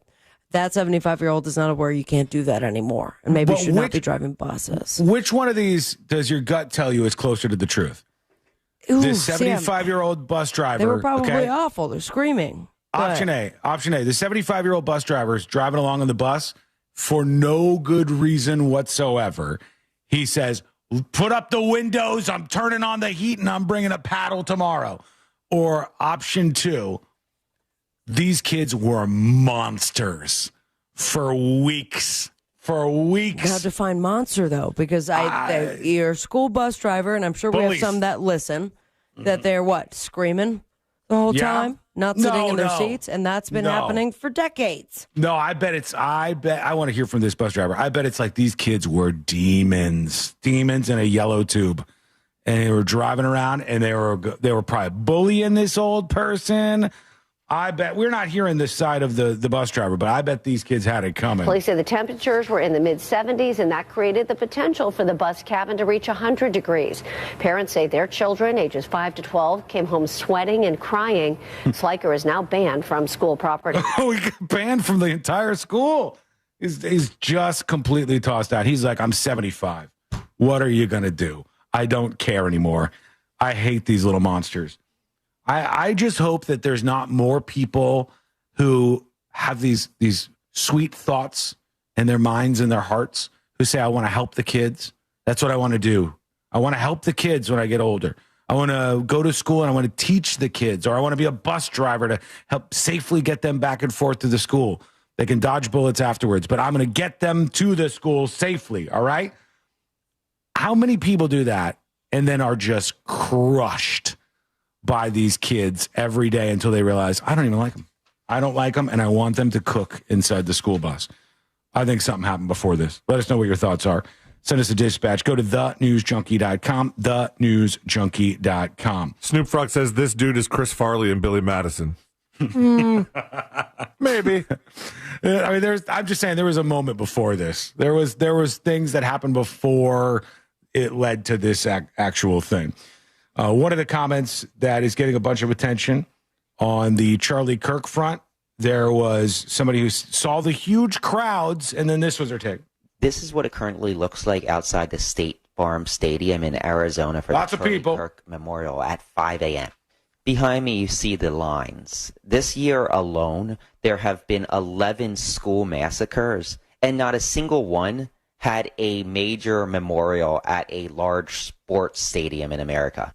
There have been a total of 515 lives taken over the last 22 years in school massacres, and not one resulted in a memorial in a major sports stadium with tens of thousands of people. All right, so the idea is like, everybody could gather after Charlie Kirk gets shot, but nobody's having a memorial in a sports stadium when the kids are getting shot at school. I don't even know. That seems like it would be weird if they even decided to do that. But there have been, and this is where I would actually challenge his take on this, just as being completely uninformed.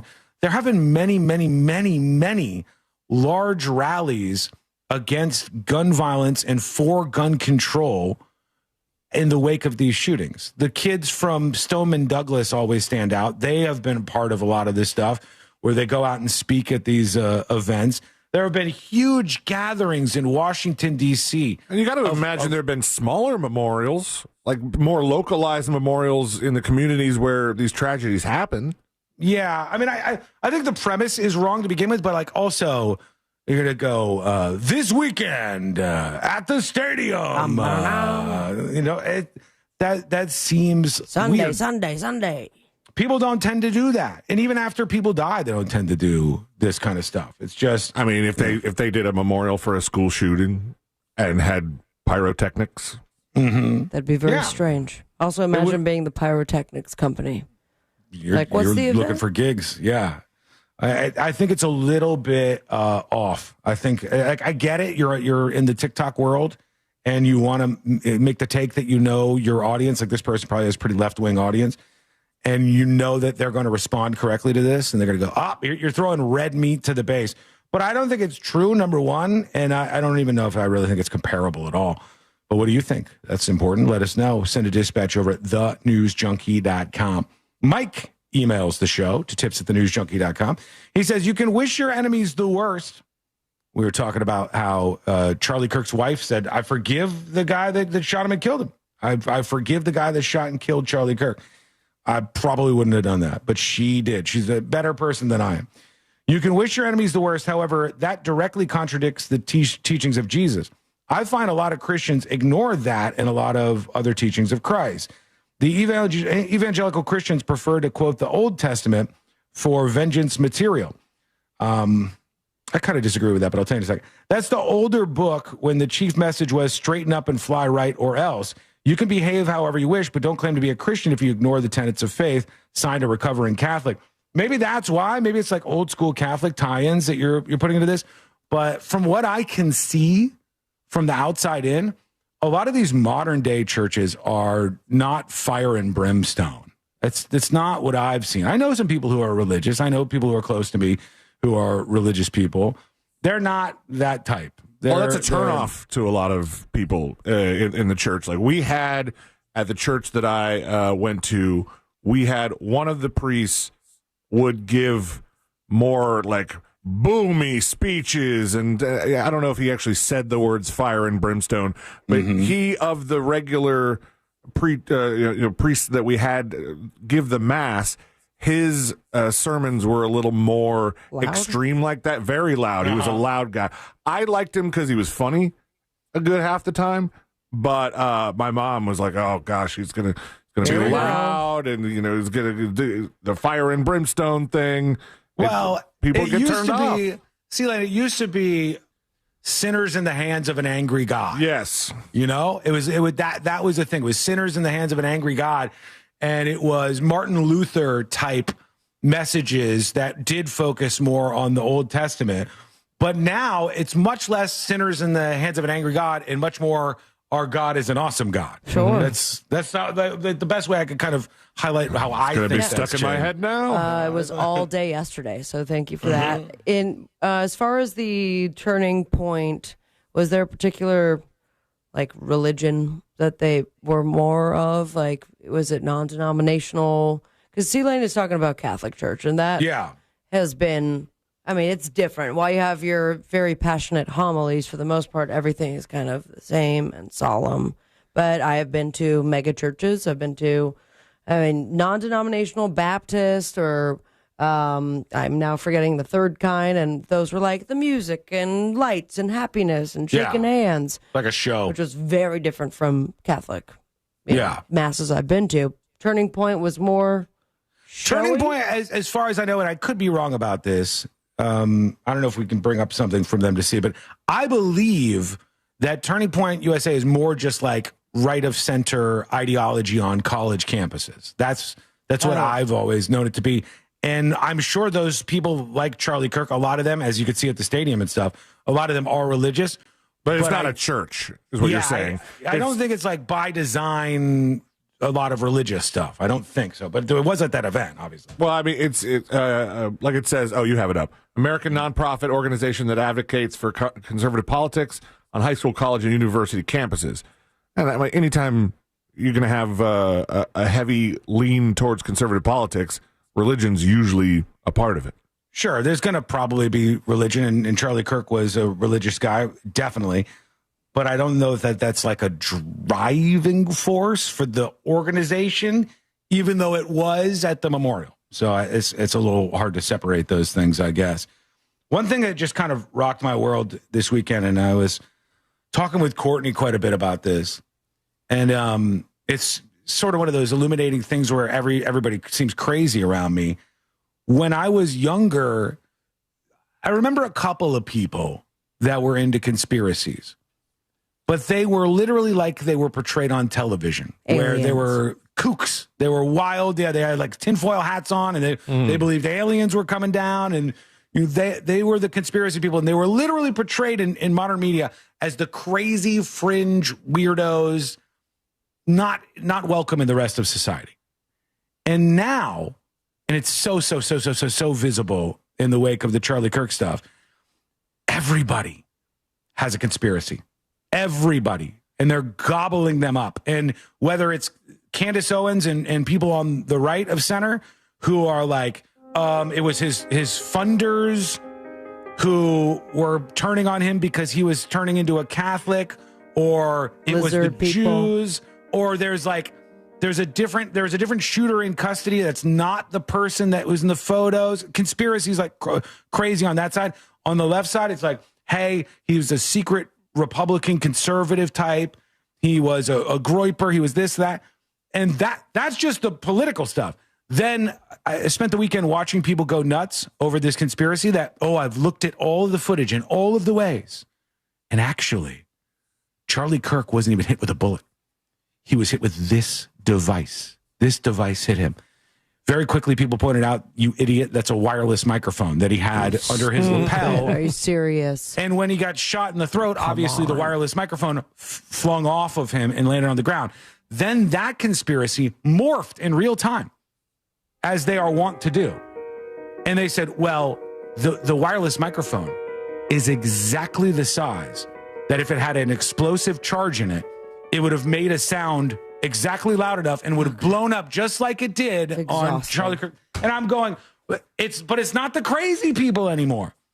It's people all over the place who buy into one of those, or many, many more. Pick your flavor. I think they could still be crazy. But I think it's way more mainstream. Like, I think, judging by what I've seen in social feeds, there are so many people either being convinced of this stuff or just like coping and wanting to believe that some of this is real. Dozens of conspiracies. Dude, they're crazy people. And people say, well, it's hard to find the truth. It's a little harder to find the truth. It's a little harder, but it ain't that hard. It ain't that hard to figure out what happened in a case like this. It's just that the marketplace for BS is much bigger. And people want you to be like, let me tell you what's really happening here. And it's like, we know. And the story is already crazy enough. The regular story is already crazy enough. You got the guy who said, I did it. What's his name? The guy who said, I did it. And George Zinn. Yeah. And then telling the cops, hey, look at my phone. And then he's got like child porn on his phone. And like, the regular story is crazy enough. The regular story is crazy enough. And you can have like little, pet conspiracies in that if you want. But I'm talking about people with full-fledged conspiracies. He was a secret Republican, or he was blown up by the Mossad. You guys are nuts, man. I think there are people that just really are anti-Occam's razor. You tell them that, like, hey, it's this guy who shot him, we saw his text messages, we saw the gun, we got everything. They're like, no, that's too easy. It's got to be something very much harder. Watch the video again and see the guy with that seems to give, his signal. His right shoulder lifts a little bit right before Charlie Kirk is blasted with a gun. So it was clearly his fault. It's so crazy, man. But it's absolutely everywhere out there. All right, let us know what you think. Send us a dispatch. Go over to thenewsjunkie.com right now. When we come back, we'll get to some of those. We've got more emails that are rolling in. We got jury duty coming up, and we have to talk about this lawsuit against Amazon Prime that could impact you. And when we come back, we'll talk a little bit about what happened at this country club with an attack over the weekend and how there's some weird stuff going on with the reporting of that. That's coming up next on the News Junkie. Real radio is The Monsters in the Morning. Anyway, nobody cares. But it's for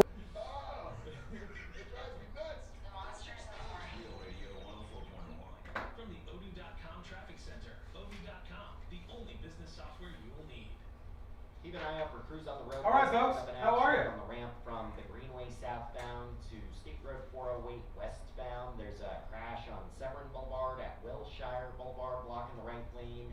And crews are still clearing up that crash on I-4 westbound at Fairbanks Avenue. The right lane's blocked, but traffic's getting by pretty well. See traffic troubles, call the Valvoline Instant Oil Change Traffic Zip Line. What are the most unhinged things? 477 from the traffic center in James, Birmingham.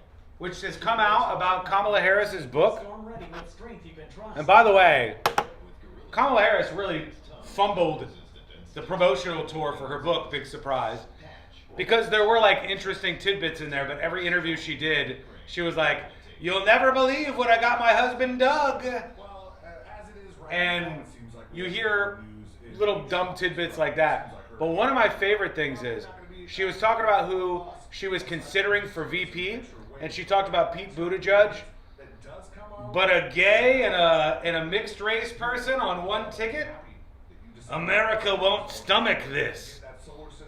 And so they decided against it. And then they were looking into Kamala Harris. Instead of picking Tim Walz, she was going to pick Josh Shapiro. But Josh Shapiro is such a weirdo.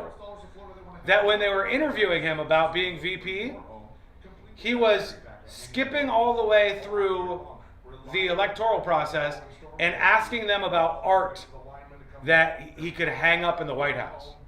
Like, he just assumed they were going to win. And Josh Shapiro is like, what about this artwork? Can you approve this for the Oval Office? Can you approve this for the... How bizarre, my friend. It says, Governor Josh Shapiro of Pennsylvania seemed more interested in defining the role for himself than helping Kamala Harris win.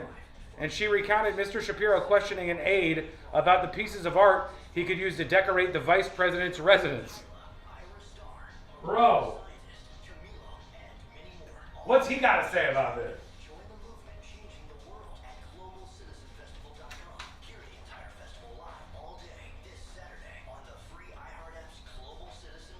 And I stand by, I think we're going to get the news that ABC and Jimmy Kimmel have made an agreement to bring him back. I think we're going to get it this week. I think ABC, in the wake of the memorial, pushing that stuff behind them, I think ABC is going to announce that they have a deal this week. I think Jimmy Kimmel might make like a brief mention of this or just move on entirely. But I think that they will announce that there is some sort of deal made this week. I don't know if he's coming back this week, but I think they will announce a deal to bring him back this week. That's my guess. Shapiro was on Meet the Press this week, not weird at all. I feel like I've seen Shapiro in some weird stuff before. I think I don't have it loaded up and ready to go, but I think I've tied him to some weird things in the past. Kamala was never going to win because of how she just replaced Biden instead of having a primary. It didn't work exactly like that, but I understand what you're saying. I think Kamala was never going to win because Kamala. That's what I think. I think she's just not a good candidate or a good politician.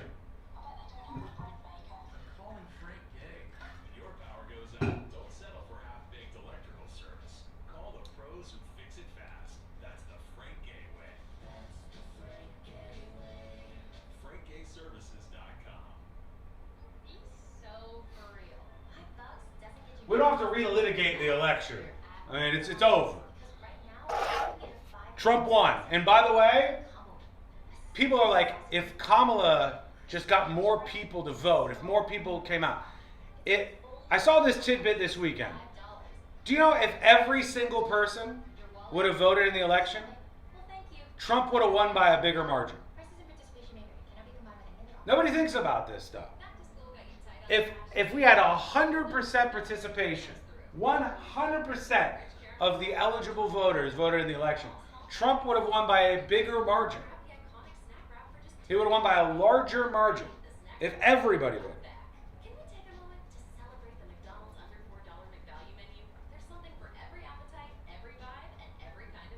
2 minutes.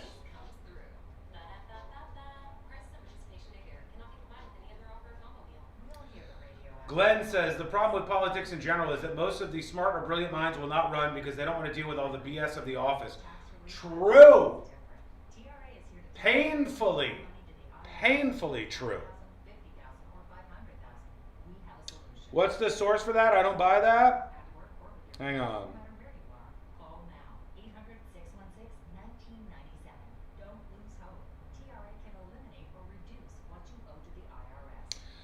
What if there would have been universal turnout? The scale of Trump's coalition building becomes even more apparent when examining what would have happened if every American voted. The actual two-party vote share was 50.8 to Trump and 49.2 to Harris. But if everybody had voted, Trump's margin would have been 51.1 to 48.9. This is because, for the first time since 2008, non-voters preferred the Republican candidate over the Democrat. Among those who stayed home and expressed an interest in one of the two major party candidates, Trump led Harris 52 to 48%. The people who didn't vote, they would have just made it worse for you.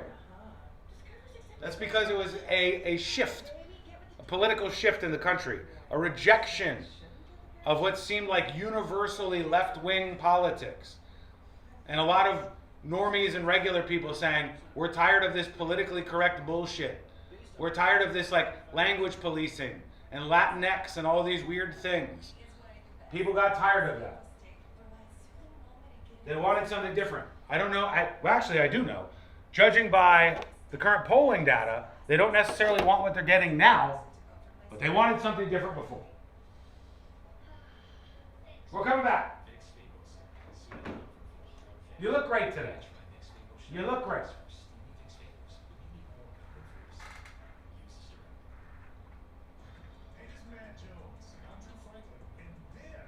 Here we go.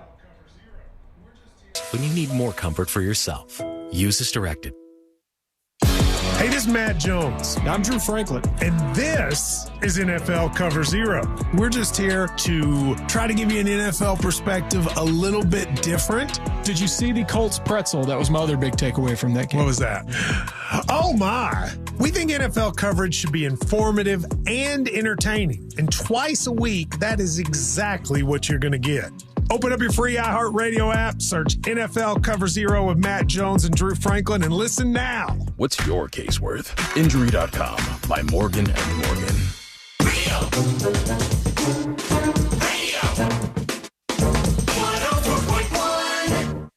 When good things go bad, bad things make headlines. This is the new.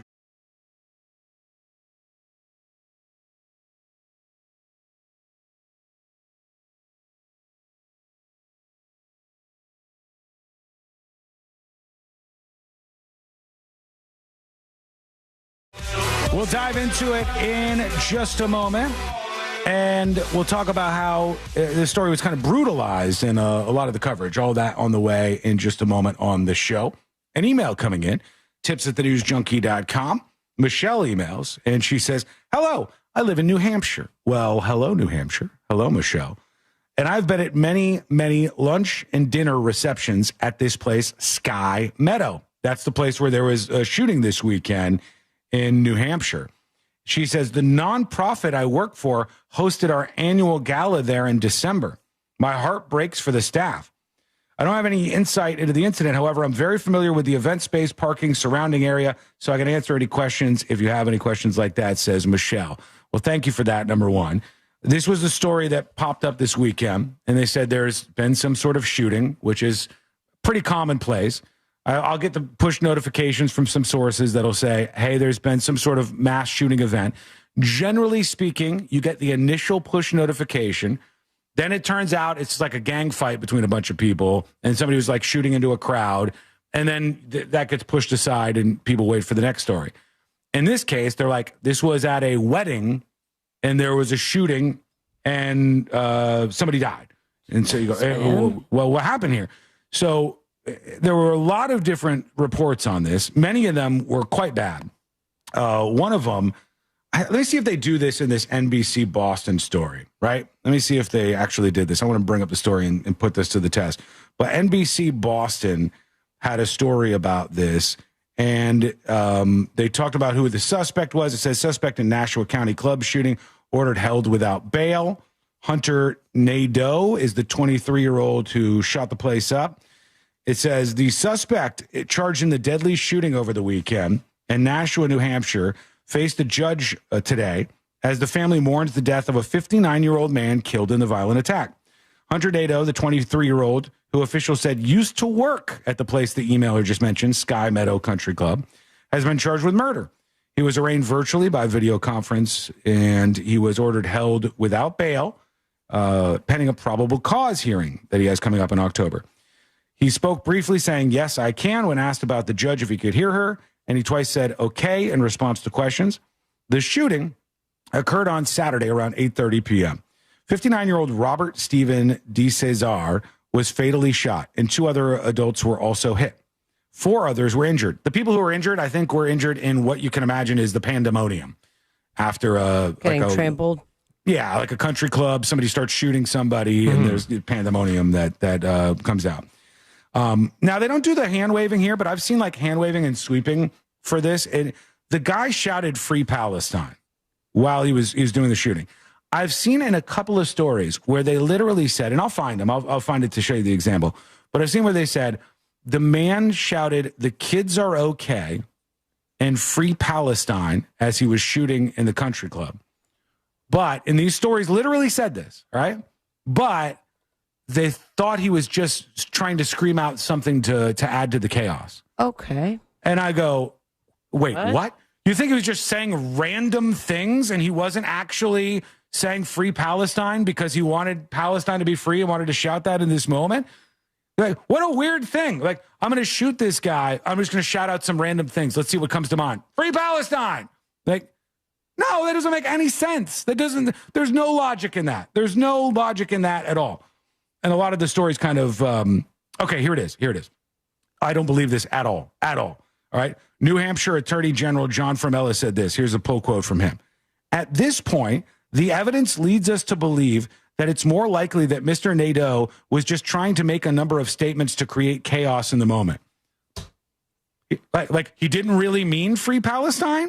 He's just shouting out random things to create chaos in the moment? That's NBC Boston. An easy thing to figure out? Like, go to his social media profiles. Talk to anyone that was close with him. Has he been very passionate, almost to a very intense level of what's going on in Palestine?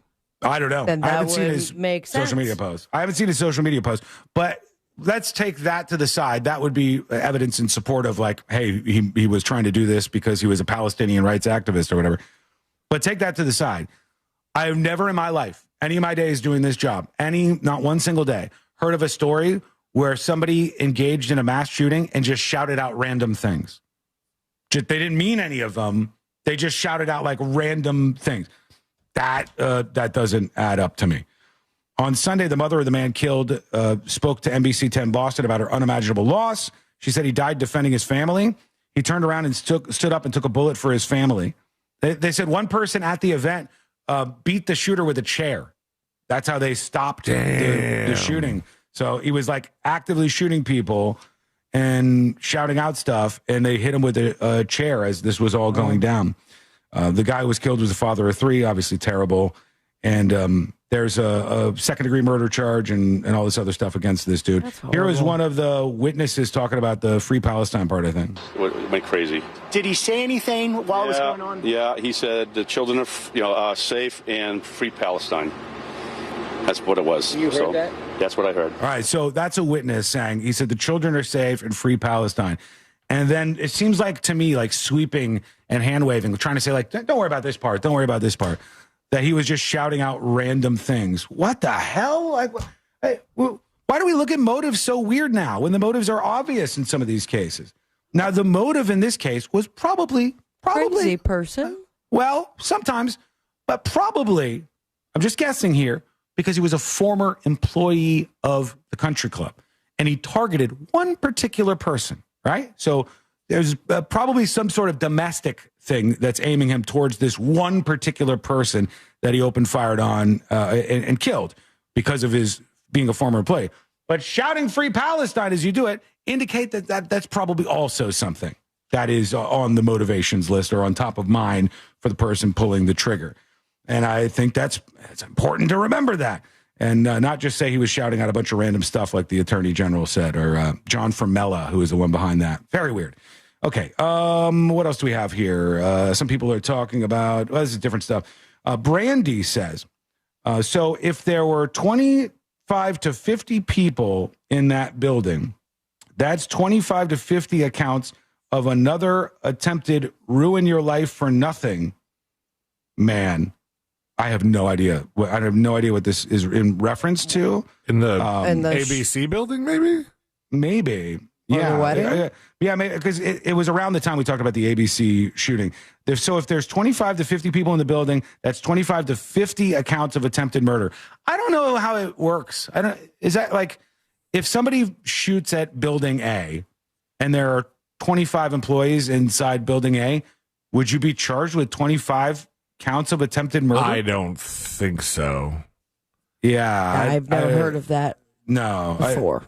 I mean, it could be the case, but I've not heard of that before. Thank you, Brandy. Don't we know what they charged this person with? Yeah, I read it earlier when we were talking about the shooting at that Sacramento ABC affiliate where the guy was maybe upset. If you put a bomb in a building and it didn't go off, maybe you could catch 25 counts of attempted murder, but I've just never heard any precedent for something like that.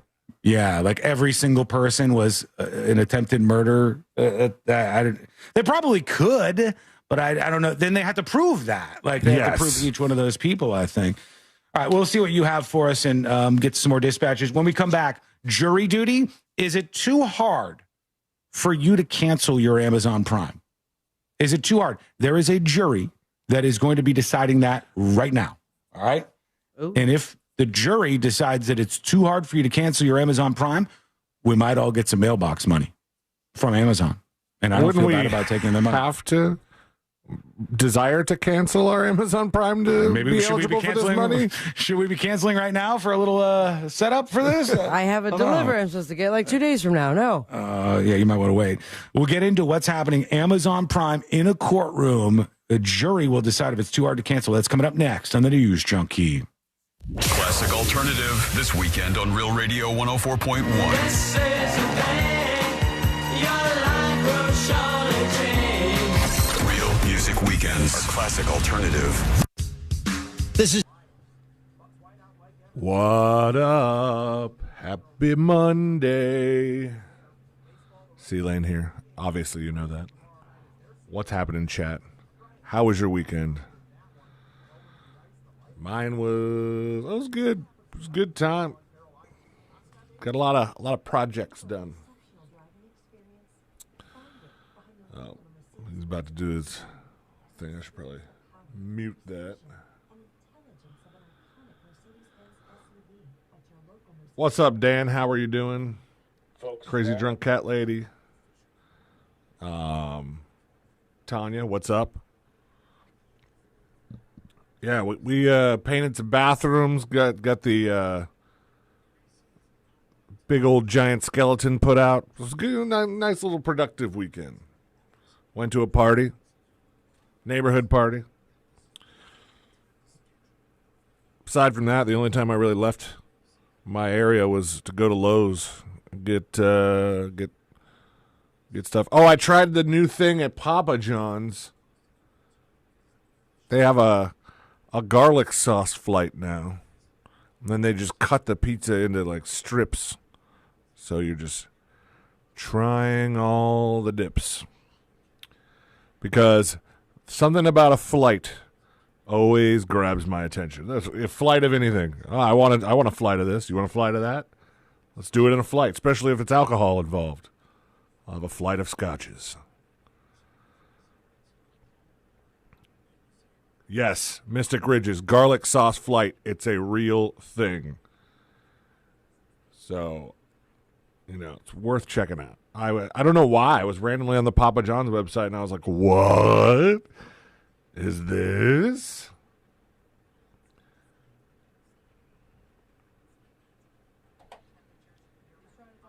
What's up? Can you switch it to my camera real quick? I just made a mistake. Switch it to your camera? Yeah, the close-up camera. Thank you.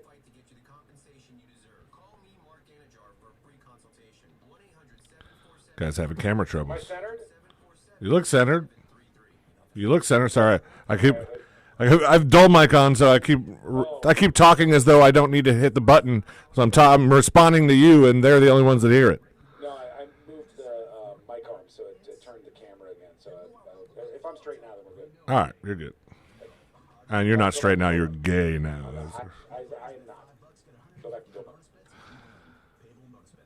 Junk Twitch. So a flight of dicks. No, I don't want a flight of dicks. Eat fresh rocks. But that was pretty fun. That was funny. Tanya says, I think I could drink the garlic butter. It was... some of them were decent. I didn't love the... what you call it. There was the hot honey garlic. It was a little too sweet. Too didn't even seem like honey, actually. But, long story short, if you want my attention on some sort of edible or drinkable product. You compose some sort of flight, and I am good to go. I'm like, oh, what? A flight? Let's go.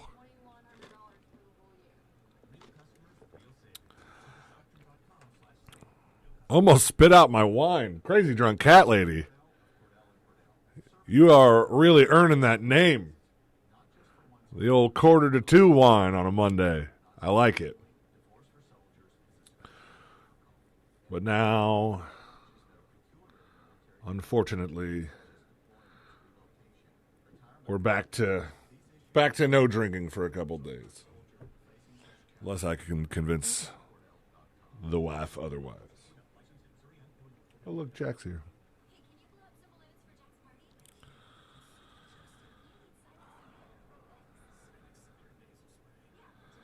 That's brilliant. Like the butter boards these days. Ooh, you know, butter boards? I've seen something like that.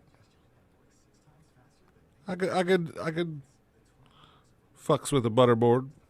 Be a good time.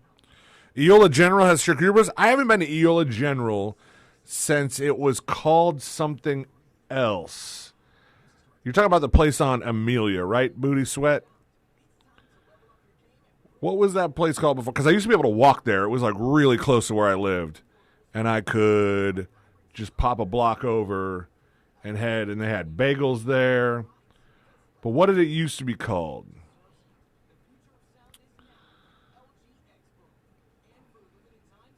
Because I know after they sold it, they tried to call it something different, and that didn't last long. I think people didn't like the name because it conflicted with something else. But I remember going to that little store. It was a cool place.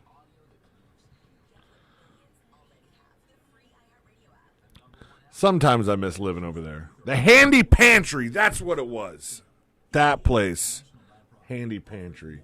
They had good bagels. Go over there, get some quick breakfast. Walking distance. Go grab some beers. It was a good time. All right, friends. I got to go back to work. I love you, though. Is this a really long break? No, this was actually a shorter one. Sorry I'm boring you, Stevie. That's why it's a really long break. You're like, oh, C-Lane, wrap it up already. Come on.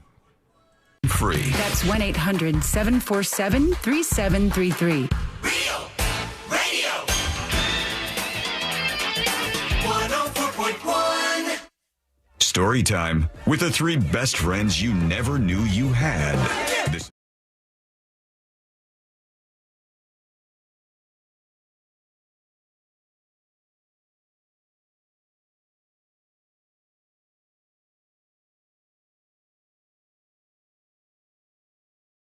Monday, everybody. The week is on, and you're in the world's most viral newsroom, so don't miss a moment all week long here on the show.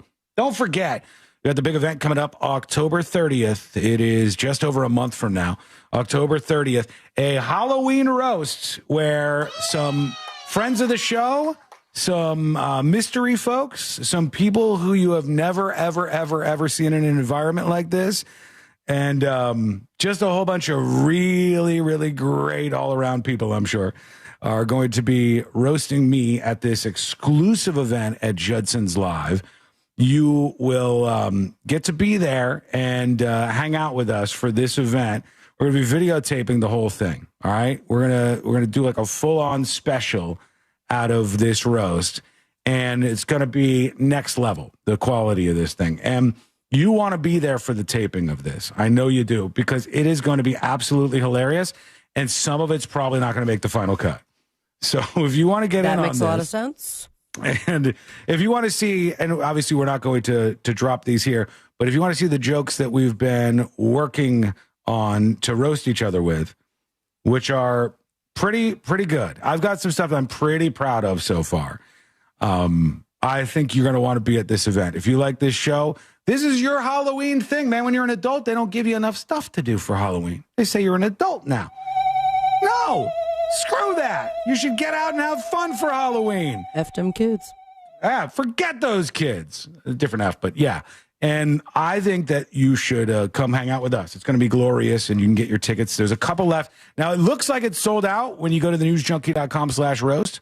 Thenewsjunkie.com/roast. It looks like it's sold out, and it's fooling most people, but there's some seats on the corners. They're calling it partial view, but yes. You're Don't not get going to scared. have, there's no giant pole in front of you. Yeah. Those yeah. are just like that standard seat. You'll be able to see everything. Yeah, it's not like Taylor Swift where you could still pay an exorbitant amount to not see the stage. I hope and you get that moment where she's walking backstage for 30 seconds. Yeah. You just watch the screens. There's really not a bad seat in the house at Judson's Live. So just look for those. Go check it out over at thenewsjunkie.com. I just dropped a cookie in my booth. Oh, wow. Cookie? Do you trust who that was? Like, should we be suspicious? I didn't see who it was, so I'm just. Bye. See ya. You're just eating a random cookie? Yep. Oh, it looks soft, too. It is. Dangerous times What out the there. hell? Big Doug Millionaire on Twitch says, Sean's jokes just write themselves. I could think of a half dozen right off the top of my head. Well, you got to get better than that. Send That's them our what you're way. going for. That's not going to be nearly as bloody as some of these are going to be. It's going to be an amazing time. But now it's time for us to get into it. Let's do jury duty. Court is now in session, so put your phone down and pay attention before we call the bailiff over to whip your ass. You're now on jury duty with the News Junkie. I don't trust that cookie. I don't know why you do. I don't know why you just think, well, is there a cookie fairy that dropped that off and nothing? Yeah, I'm more apt to believe that there was something nefarious going on. All right. Well, is it good? Is it tasty? It's delicious. Damn it. Soft. A lot of chocolate chips. Oh, Whatever. It's a big cookie. It's good too. It doesn't look like one of the ones from what's the place in Disney Springs that people wait forever to go? Voodoo Donuts. No. That's at Universal. Somebody will remind me Disney on Donuts. There's a cookie place. Gideon's Bakehouse. Gideon's Bakehouse. Gideon's is so good. Oh my God. I remember thinking ahead of time. We went to the one at East End Market, and I go, "This is probably so overrated. Why are people going nuts My for these sweet cookies?" neighbor, every time she goes to Gideon's, she brings extra cookies for me. Because they're really good. And I go, cool. As soon as I close my door, these will be gone. Thank you. Yeah, that's the thing. You can't just have a nibble of one of those. You just keep going, and then all of a sudden, you got a glass of milk. You're spilling it all over you. Yeah. Oh, it's a catastrophe. Starving. It's bad. I need the milk fairy to stop by the booth. Yeah, she just said she's starving. She didn't get any cookie. She didn't get nothing over I there. actually had beef jerky. It's pretty good, but it's no cookie. God damn. All right, okay, here we go. Jury Thanks, duty brought Mo. to you by the one and only Mo DeWitt of the DeWitt Law Firm. Injured on the go? Just call Mo. 800-CALL-MO, 800-CALL-MO, or go to justcallmo.com. After an accident, first make sure you're all right, and then do the right thing. That's pick up the phone for yourself, your family, your future. I don't care if it's you or your mom or your sister or your brother or your cousin or your friend. You recommend Mo because he's going to help them out and get them that big check they deserve. 800-CALL-MO or justcallmo.com. Is Amazon Prime too hard to cancel? Wouldn't know. Jury Wouldn't know. It's just flying high. I'm never canceling My that. household has no chance at knowing how hard it is to cancel Amazon Prime. Same. Yeah, I'm too spoiled now. You have to cancel it from my cold, dead hands. It says Amazon Prime is the largest paid subscription program in the world with at least 200 million users. Subscribing to an online service is often as easy as a click of a button. Is it illegal if it takes a maze of clicks to cancel? The issue is at the heart of the civil trial beginning this week that will scrutinize the tactics used to entice customers to sign up for Amazon Prime and then to steer them away from leaving. And these lawyers will be fighting it out in court. They'll be saying, like, look, here's what Amazon does to try to keep you on board. They make it hard for you to cancel. I've talked on this show about things like this over the years. I said, I signed up for a service, which was a website hosting company. This was about 14 years ago. And it was a great deal. It was the best deal. Everybody else, let's say, was like $150 a month for this service at the time. And this website was like $25 a month. And then I go, I don't need it. It turns out I don't need it. And I'm going to cancel it. And I try to call them. I try to cancel on the website. They go, nope, can't do that. Wait you a have second. to The Lifetime fax one? us. You have to, no, it wasn't. No, not that one. No, I know what you're talking That about. you but- convinced me to buy? yeah, though that seemed like a good deal at the time. But at the time, they said you have to fax us a photo of your driver's license and the credit card that you used to purchase this. Okay. And we won't give you any info. We won't tell you which credit card you use. They try to make it so difficult. That's all going to be on trial in this courtroom, which will be interesting to see. We'll see what happens there. All right. When we come back, we'll get to you. Your dispatches are rolling in today, and we appreciate you for them. We'll see what everybody has on their mind. The latest on Kimmel, the latest on all the big stories out there, and your dispatches coming up next on the News Junkie. The defending Super Bowl champion Philadelphia Eagles are in Tampa to face the Bucs this Sunday. Coverage starts at 12 noon on Real Radio 104.1 and the free iHeartRadio app. Presented by First Horizon Bank and Not causing any slowdowns there. On the major roadways, you won't be running into any surprises. Just typical delays start to pile up. There's slowdowns getting into the city. And on I-4 eastbound through that amusement park area, you're going to run into some congestion. Quick question. Traffic troubles called the Valvoline. Chat. Instant oil change. Traffic zip line at 86. Did anybody see the movie Him this weekend? This report is sponsored by Duke's Man. Did anybody see the movie Him by Jordan Peele? And if you did, good or bad?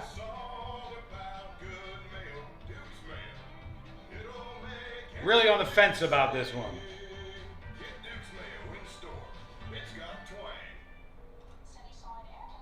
For multiple reasons. One, I heard the plot was like comparing pro football and the NFL to slavery, which is like Colin Kaepernick levels of dumb. I think that's absolutely retarded. Like literally one of the worst arguments or claims. I think it's just so stupid. I heard that was some sort of central portion of this movie, but then they didn't even like really want to put their foot down on that. I heard there was portions of it, the quote was, that looked like a student movie project. And then there's just the overall issue of Jordan Peele with these movies, where Jordan Peele, like he's putting his name on them, but he doesn't really do anything. I think Jordan Peele might be going down the path, of like an M. Night Shyamalan. I think Jordan Peele is like headed down that path. M. Night Shyamalan had some bangers, some great movies, and then he fell off. He had a couple movies that came back up at the end, but he fell. I think Jordan Peele might be falling in that trap. I heard it was bad, yeah. Saw the trailer, man. I ain't going to see that.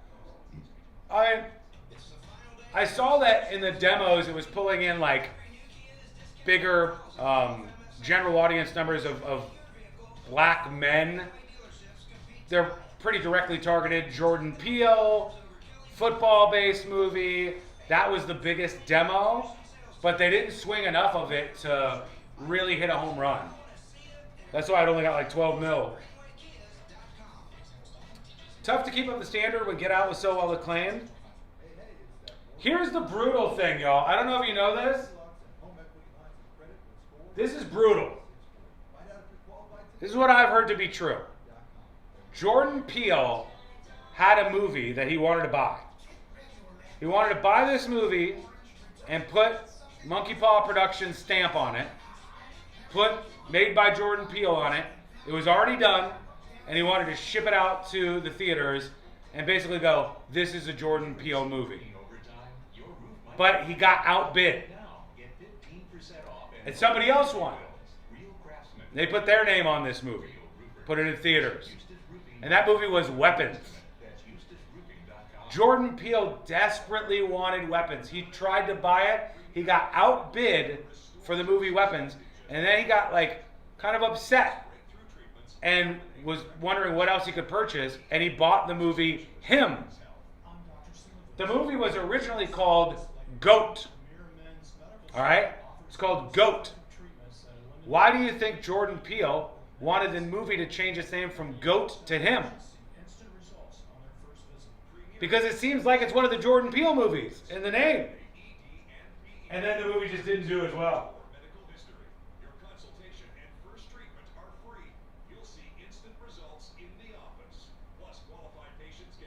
If you live in Florida and you're sitting in a movie theater on your weekends, you're doing life wrong? Nah. I started Sinners. It's not grabbing me. People love and hate Sinners with Michael B. Jordan. I thought it was pretty decent. James Wan and Wes Craven have done this for years. It's not that it's like unique what he's doing, but I believe if you ask the people who are buying tickets, what do you think Jordan Peele did? And they probably think he directed the movie. He didn't. And when you put Jordan Peele from the creators of Us, you know, I think people start to believe that he made the movie, but he didn't.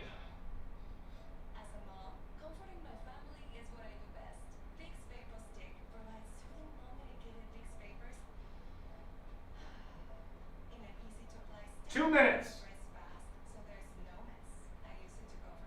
Water time. High quality H2O.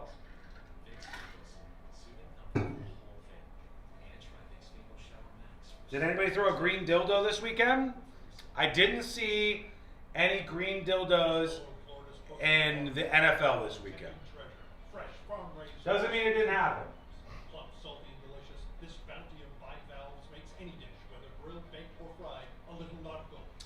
Sinners was a fun, nice little package movie. It has a slow build, but enjoyable. I agree 100% with that review. 100%. Just cinematically, like look and feel, it was a beautiful movie to watch. Beautifully shot. Looked fantastic. Not perfect, but good. But I mean, you can only make so many movies, Jordan Peele, where it's like, you know what's really scary? White people. Like, okay, all right. Okay. Like Us, Them, Candyman. You get what I'm saying? Actually, Candyman might be an exception. But I want to like them. All right, here we go. For 15% off your first order. Mills Air in business since 1992. That's over 30 years here in Central Florida. They're not going anywhere. Carrier factory authorized dealer. You can always turn to the experts at Carrier. Equipment change outs and upgrades right now with up to $1,275 in rebates. Visit millsair.com. Serving Central Florida since 1959, Eustace Roofing delivers expert care with every roof. Enjoy VIP treatment and get 15% off your new roof this month. Real craftsmen, real experts, real roofers. Schedule your free estimate at EustaceRoofing.com. Discover the new Buick SUVs in stock now at OrangeBuickGMC.com. We are professional grade. Broadcasting live from the JustCallMo.com studios. Injured on the go? Just call Mo. Visit JustCallMo.com or dial 1-800-CALL-MO. This is WTKS-FM HD1, Cocoa Beach, Orlando. An iHeart radio station. Make us the #1 preset on your car radio and on the free new and improved iHeart radio app. Listen for all your music, radio, and podcasts. Free never sounded so good.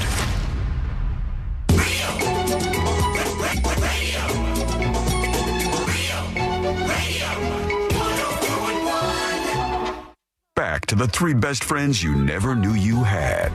This is the News Junkie.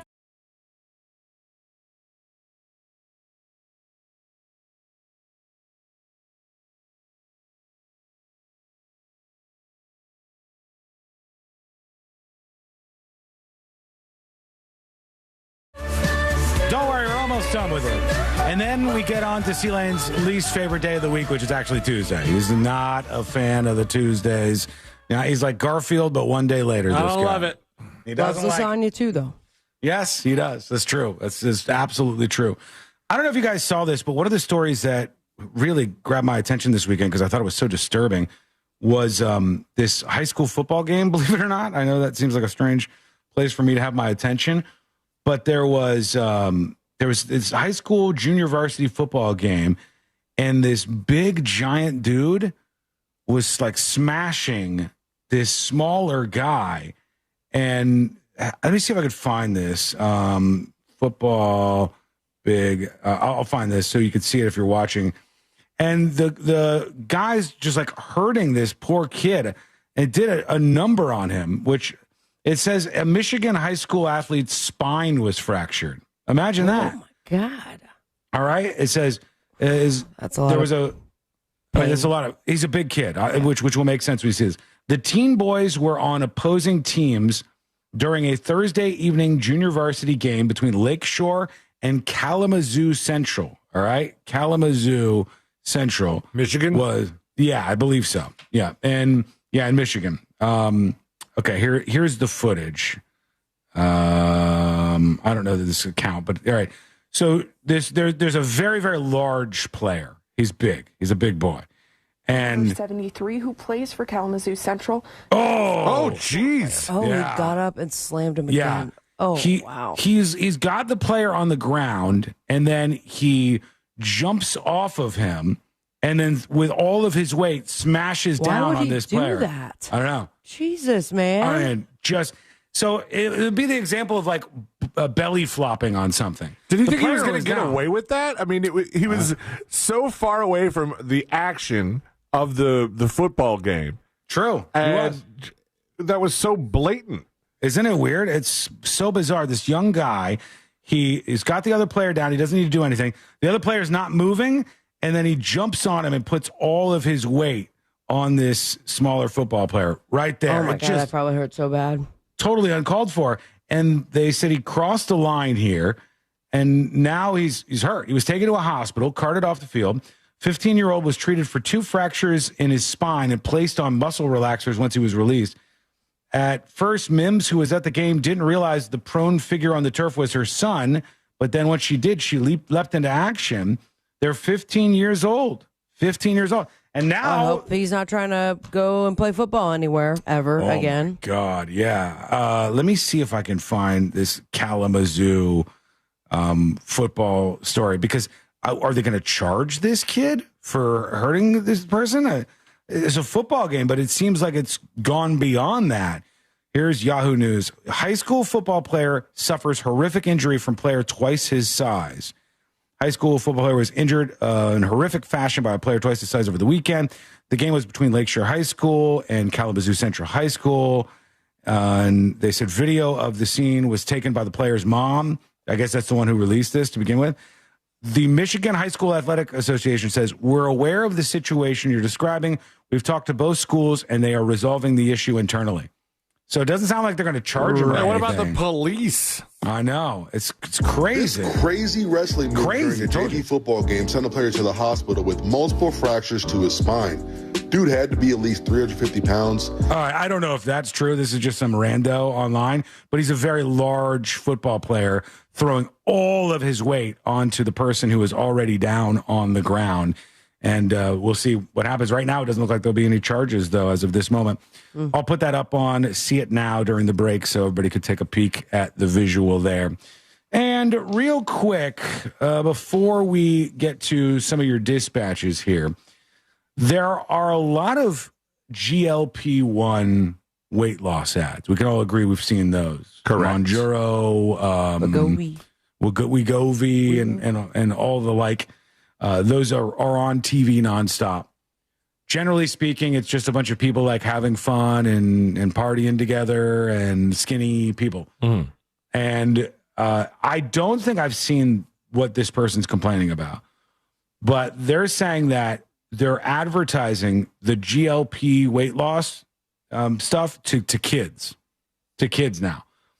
And they point out that on a Disney Plus commercial break, they saw one of these. Which Disney Plus, I guess you should expect that a kid's going to be in the audience if it's Disney Plus. I guess that should be the expectation. What was the program? Because there's a lot of different stuff on Disney Plus. There's plenty of things for adults. Yeah, also, Home Alone. Are we at the point that we need commercials for kids' Ozempic?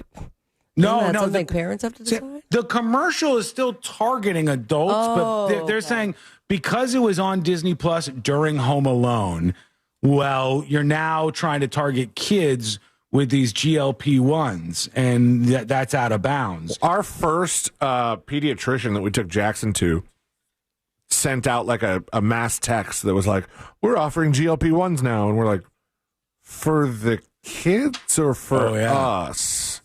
I think it was just like they, like a maybe just extra revenue stream they were trying to pick up. That's strange. Now, the only thing I can think of with Disney Plus, even though they should have the technology to avoid it, is that as a rotation of commercials. Like they assume that whoever has the account holder, they're taking that data and sending it. Because if you have the commercials for streaming services, it's always the same one. And they're starting to get a little bit more directed towards you.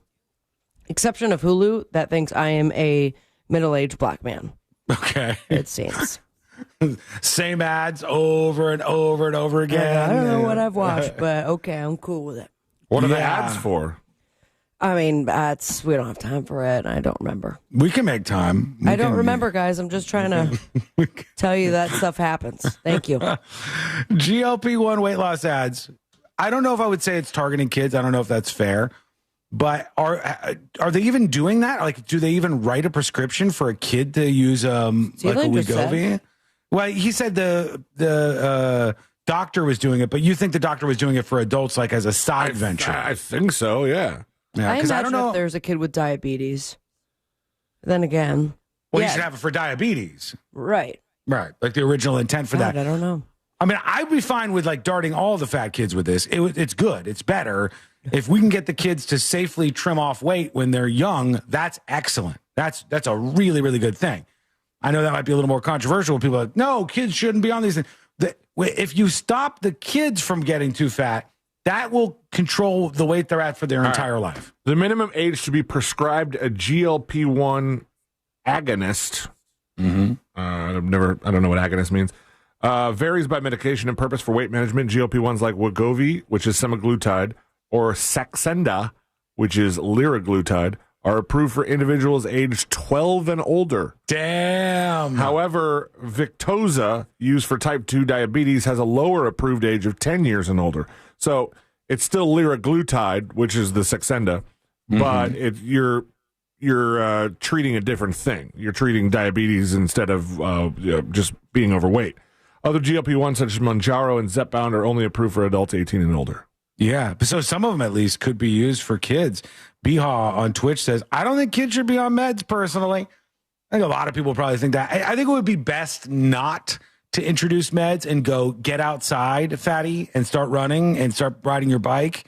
And let's lose that weight. Let's get that off. The important considerations, according to Google, are that the approval age differs based on what you're treating, diabetes versus weight management. But the FDA is considering expanding approvals to younger age groups, including children as young as 6 for certain GLP-1s. Wow. Damn. Everybody's going to be on this thing eventually. It's a big old 6-year-old. These pharmaceutical companies are like, everybody wants this, and that's great, but we can sell even more of them if kids can take them too. We'll get everybody darted with these things. A couple quick clips here. Let's see. This was a moment at that Charlie Kirk memorial this weekend where his wife, Erica Kirk, was talking about what the doctors told her. And this was new information to me. I had not heard this previously. Let's listen in. Here she goes. God's love was revealed to me on the very day my husband was murdered. On the afternoon of September 10th, I arrived at a Utah hospital to do the unthinkable, to look directly at my husband's murdered body. Yikes. I saw the wound that ended his life. I felt everything you would expect to feel. I felt shock. I felt horror. And a level of heartache that I didn't even know existed. You know what, just stopping there very quickly, I couldn't imagine. Folks, if you are Team Red, Team Blue, like, I couldn't imagine the horror of actually having to go through this, of having to go to a hospital and they're like, this is the person you love more than anybody else in the world. And because of their words, they've been shot and killed. And well, she was there when it happened too, wasn't she? No, they weren't there. No, they weren't on site at the school. But they had taken the trip with him. I think so. Yeah, that's it. And that's how they got to the hospital to be able to look at the body. But she gave another detail from the doctor, I think, here. But there was something else too. Even in death, I could see the man that I love. I saw the one single gray hair on the side of his head, which I never told him about. Now he knows. Sorry, baby, telling you now, but never told him. Didn't want to. Okay. I also saw this. I also saw on his lips the faintest smile. All right, so she's just going over like what she saw. I want to hear what she talks about the doctor saying something here. Huh? Even the doctor told me. You nailed It was that. something so instant that Nice. even if Charlie had been shot in the operating room itself, nothing could have been done. So even if he was shot in the operating room, he would have been toast, according to the doctors, just because of this. And anybody, by the way, who saw that horrific video, Yeah. you knew that almost immediately. You knew watching that video, you were like, Even a medical professional was there right next to him. Yeah. Where he was Yeah. shot. greatest case scenario, let's say, like best case even know, scenario. man. There was no saving the guy on account of the explosion that really went off, folks. That's what the truth is. I just don't want to tell you about this stuff. Let's work in a couple of dispatches, our first of the day. Why not? Let's see what we got. Here's Insecure Walrus talking about that bad school bus driver. I love this story about the bus driver. I mean, this is... Did you ever watch Pete and Pete, The Adventures of Pete and Pete I on love Pete. Nickelodeon as a kid? Stu Benedict was the driver of that bus, and of the school bus, and this is something he would have done, for sure. I mean, it's so silly. The kids aren't actually going to cook. They're probably not even going to get, like, heat stroke. They're just going to be uncomfortable. Lord willing. And, you know, at some point, you have no power as a bus driver. You can't do anything to these kids but crash the bus, which is not good for you, for anybody. A little heat, not going to kill him. Plus, I bet you he had a little window up front he could crack, and he was getting cold air coming in through the front. So if you missed this bus driver wanted revenge. True story. He told all the kids to shut their windows on the bus, and he cranked the AC at full heat and got it up to 100 degrees in the school bus and was telling the kids he was going to cook them alive, all of them. And he was just sort of maniacally screaming at the kids, saying he was going to bring a paddle the next day and stuff. He lost his gig, unfortunately for him. He lost his gig. Fortunately for the kids, though. So that's what he's talking about. Here's Andrew. Hey, guys. Hope you're having an absolutely wonderful Monday. You too. I'm just going to put it out there. Both sides absolutely suck. Screw the freaking Democrats, screw the Republicans, and screw Charlie Kirk. Who cares about that son of a bitch? Yeah, it all sucks. We're just here to watch the world burn. There's absolutely nothing we can do about what's going on. So, yeah. So long. It's Monday. Andrew's doomer pilled on a Monday. Yeah. Just fully like, Does that there's have nothing we a can do little about this. Here we frog go. meme or something like that attached to it? Let's see one more. Here's a Twin Pro. All right. What's up, junkies? Listen, I just wanted to share a story about, you were just mentioning how your little brother got thrown into a tree. This was back in the days. This is in the 80s, like Indiana Jones was. Friday, just for the record, if this doesn't make sense. I was telling the story about how my father one time for Boy Scouts, we were out, they were doing the Boy Scouts camping thing, and my dad had my brother at like 5 years old, bringing him around like an airplane, you know, flying him around, holding him up in the air. And then he tripped over a tree root while I was watching and just rocketed my brother straight into the tree. And I think he did some serious damage there. Out. My dad was acting like Indiana Jones with a hat on or something. And so he didn't have a whip, but he had a hammer. And he's like whoosh, making the noise with the hammer like it was a whip. But then the head of the hammer flew off and conked my sister right in the middle of her forehead. So, yeah, we still joke about that. She still mostly eats with a straw, but she's doing good. Not nice at all. Nice. Appreciate that. Thank you for the dispatch. We're going to take a quick break. You know these school board meetings? We had a lot of them featured on the show. Usually somebody's melting down. Somebody's going crazy. Somebody's upset about whatever, and they're like, you're gonna hear a piece of my mind at this school board meeting. Never seen this before. Some woman started stripping her clothes off in the middle of the school board meeting. Go. Good or bad? Well, we'll find out. We will find out. We're gonna find out, Jules. We are gonna find out. Jules and everybody else, because that is coming up next on the News Junkie. Real Radio Radio is on Instagram at Real Radio 1041. Sponsored by the law offices of Anajar and Levine Accident Attorneys. Call the law offices of Anajar and Levine at 1-800-747-FREE. That's 1-800-747-3733. From the Clausman Law Traffic Center, car crash, call Clausman Law. ClausmanLaw.com. As of right now, traffic's pretty mellow on most of the major roadways. You won't be running into any surprises affecting your ride on I-4 or on I-95 around the perimeter of I-4, State Road 429 and the Greenway. You won't be expecting any issues there, just your typical delays starting to pile up here this afternoon. But if you do see traffic troubles, call the Valvoline Instant Oil Change traffic tip line at 866-676-8477. From the Traffic Center, I'm James Birmingham.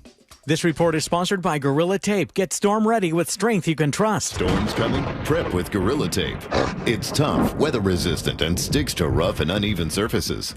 Patch, hold, seal, and protect. Gorilla Tape holds strong in wind and rain. Gorilla Tape. For the toughest jobs on planet Earth. Guys, it's time to do something for yourself. Treat yourself. Getting a haircut doesn't have to be a chore. You don't got to just sort of like it because you're trying to get in and out as fast as possible. What if the best part of your week was your haircut? That's what's waiting for you at Hammer and Nails, where they have redefined men's grooming. It's the nation's first barber spa, and it is anything but basic. It's a space built for men, from the fully stocked bar to the oversized leather thrones. You get some noise-canceling headphones in the nail room with the big screen TVs, and it is a full-on pampering experience. Treat yourself to men's grooming redefined in Oviedo, Winter Park, Winter Garden, and Windermere. Find them online at hammerandnailsgrooming.com. The biggest headliners in live music shared this stage. At our 2025 iHeartRadio Music Festival, presented by Capital One. Jelly Roll! Hi, this is Ed Sheeran. Hi there, this is Bryan Adams. Make some noise for Tate McRae. Hey, I'm Sammy Hagar. Mariah Carey. Hey, this is Doodles from The Offspring. We have Room 5, good evening. Hey, this is John Fogerty. It's your girl, Glorilla. The iHeartRadio Music Festival. Get ready to relive the once-in-a-lifetime moments, starting October 2nd, only on Hulu. Orlando's premier comedy club and restaurant is the Funny Bone, located at Point Orlando. This week, the Funny Bone welcomes Pauly Shore September 26th through 27th, Little Mo Mozzarella on September 28th. Check out our star-studded calendar and showtimes online at orlando.funnybone.com. Full kitchen and bar available, as well as parking discounts for all guests. Follow us on all social media platforms and get your tickets now at orlando.funnybone.com. We'll see you at the show. Here's something most of us don't want to think about, but probably should. Clay Travis and Buck Sexton here for our friend Mike Lester. Folks, hang tight, hang tight.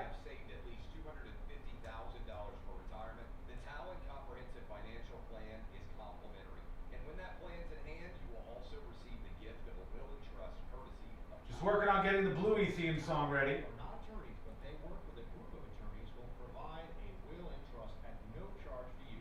Reach out at 813-755-5000. 813-755-5000. One more time, that's 813-755-5000. And be sure to tell them that Clay and Buck sent you. Advisory services offered to Town Private Wealth LLC, an SEC registered investment advisor. The information provided is for educational and informational purposes only and should not be construed as legal, tax, or financial advice. When disaster strikes your home or business, you need more than a quick fix. You need a team you can count on. You need Paul Davis Restoration, serving all of coastal and central Florida. From storm and water damage to fire, smoke, or mold, Paul Davis Restoration is ready 24/7 with the experience and care to get life. All right, one sec. Clean, repair, and restore. Fast, professional, and reliable every step of the way. When things go wrong, they do what's right. Call Paul Davis Restoration, serving all of coastal and central Florida. Men, trouble in the bedroom?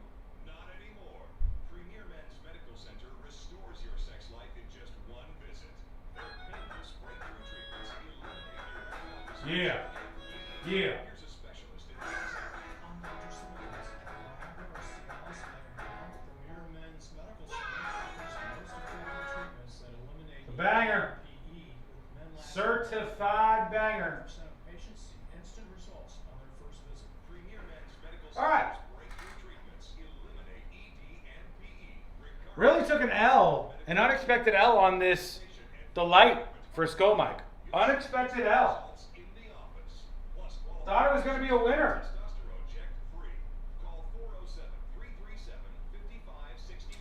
Folks, we have 3 minutes left, and then we're back on the show. 2 segments to fill you up to the brim. And boy, will you be filled up. I promise you that.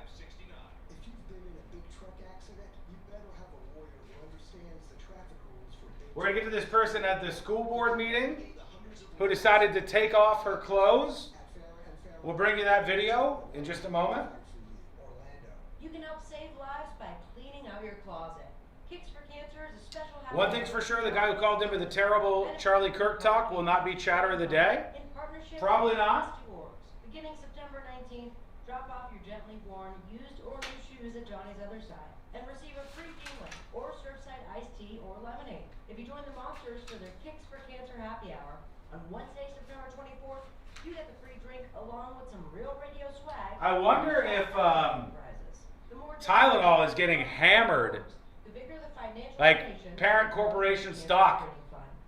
Because Tylenol is a pretty safe bet that people are going to buy a lot of that stuff unless you get bad press like this. Clean out your closet and help save lives. Serving Central Florida since 1959, Eustace Roofing delivers expert care with every roof. Have the Stream Deck dim all the other studio lights. I didn't use the Stream Deck over here. What about this? All right. How's this? Huh? It's sort of like a little more intimate. Like, hey everybody, how are you? Ready for some spooky stories? What do we think of this? That might be too much. That might be too much. Discover is accepted at 99% of places that take credit cards nationwide. 1 minute, we're coming back. Let's talk about stripping at the school meeting. Let's do it.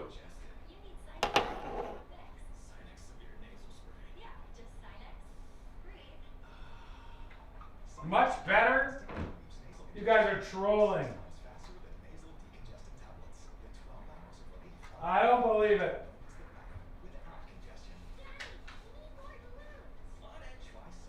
Faster than nasal decongestant tablets. The 12 hours of relief allow you to get back to the moments that matter without congestion. Daddy, we need more balloons. On it. Try Sinex Severe from Vicks. Just Sinex. Breathe.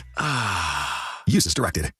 The NFL is off to a wild start. To the right, he's got a lane. Herbert right sideline to the 40, to the 45, to the 50. He slides down. And the new season lives on iHeartRadio. Under pressure, sacked. Local stations bring you the action live. Justin Jefferson. Plus, fantasy advice and expert analysis with the official NFL Podcast Network.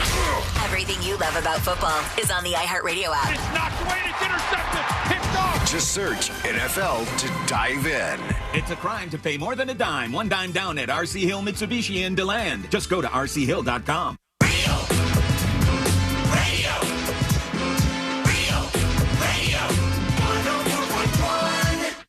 Forever at the crossroads between viral news and total chaos.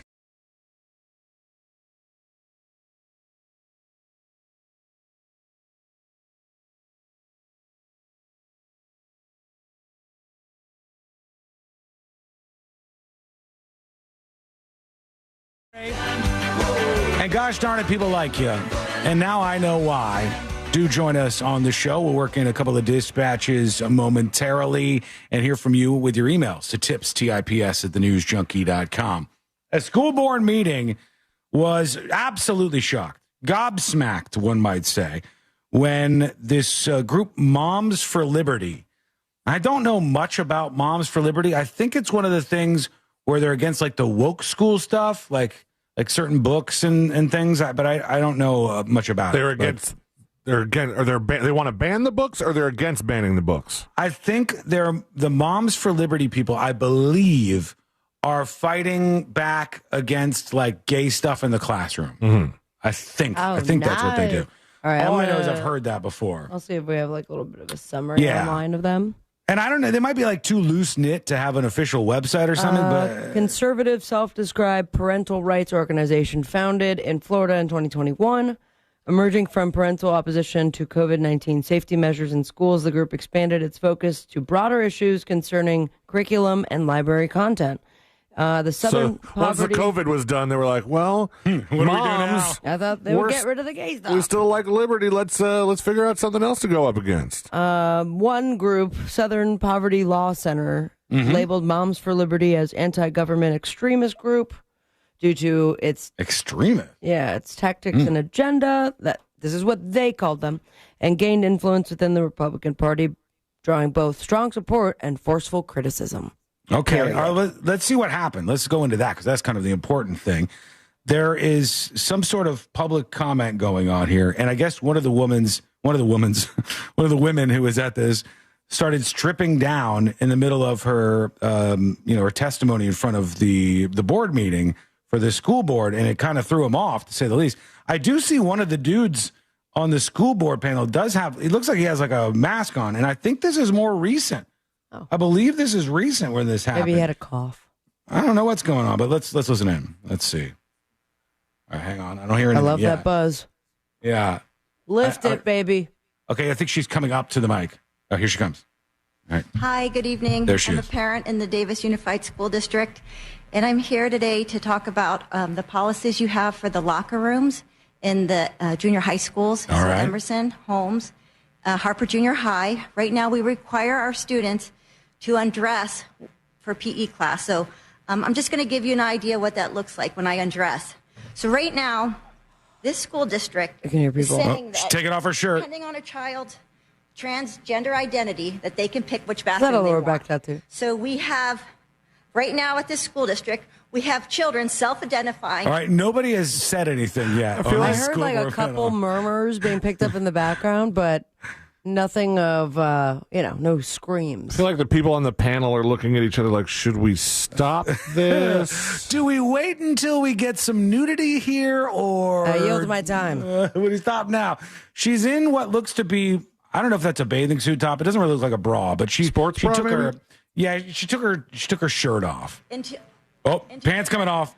bathrooms just based off of their... No, you cannot. No, now all of a sudden they're like, whoa, And they can't ma'am. even see her pantsless with that giant ass podium. Come on. They're like, whoa, slow down. Hey, she took off her pants at this part, and then they're all like, nope. Right nope. now at this school district, we have children self-identifying into different bathrooms just based off of their... No, you cannot. I have my bathing suit on. Excuse me, this is allowed.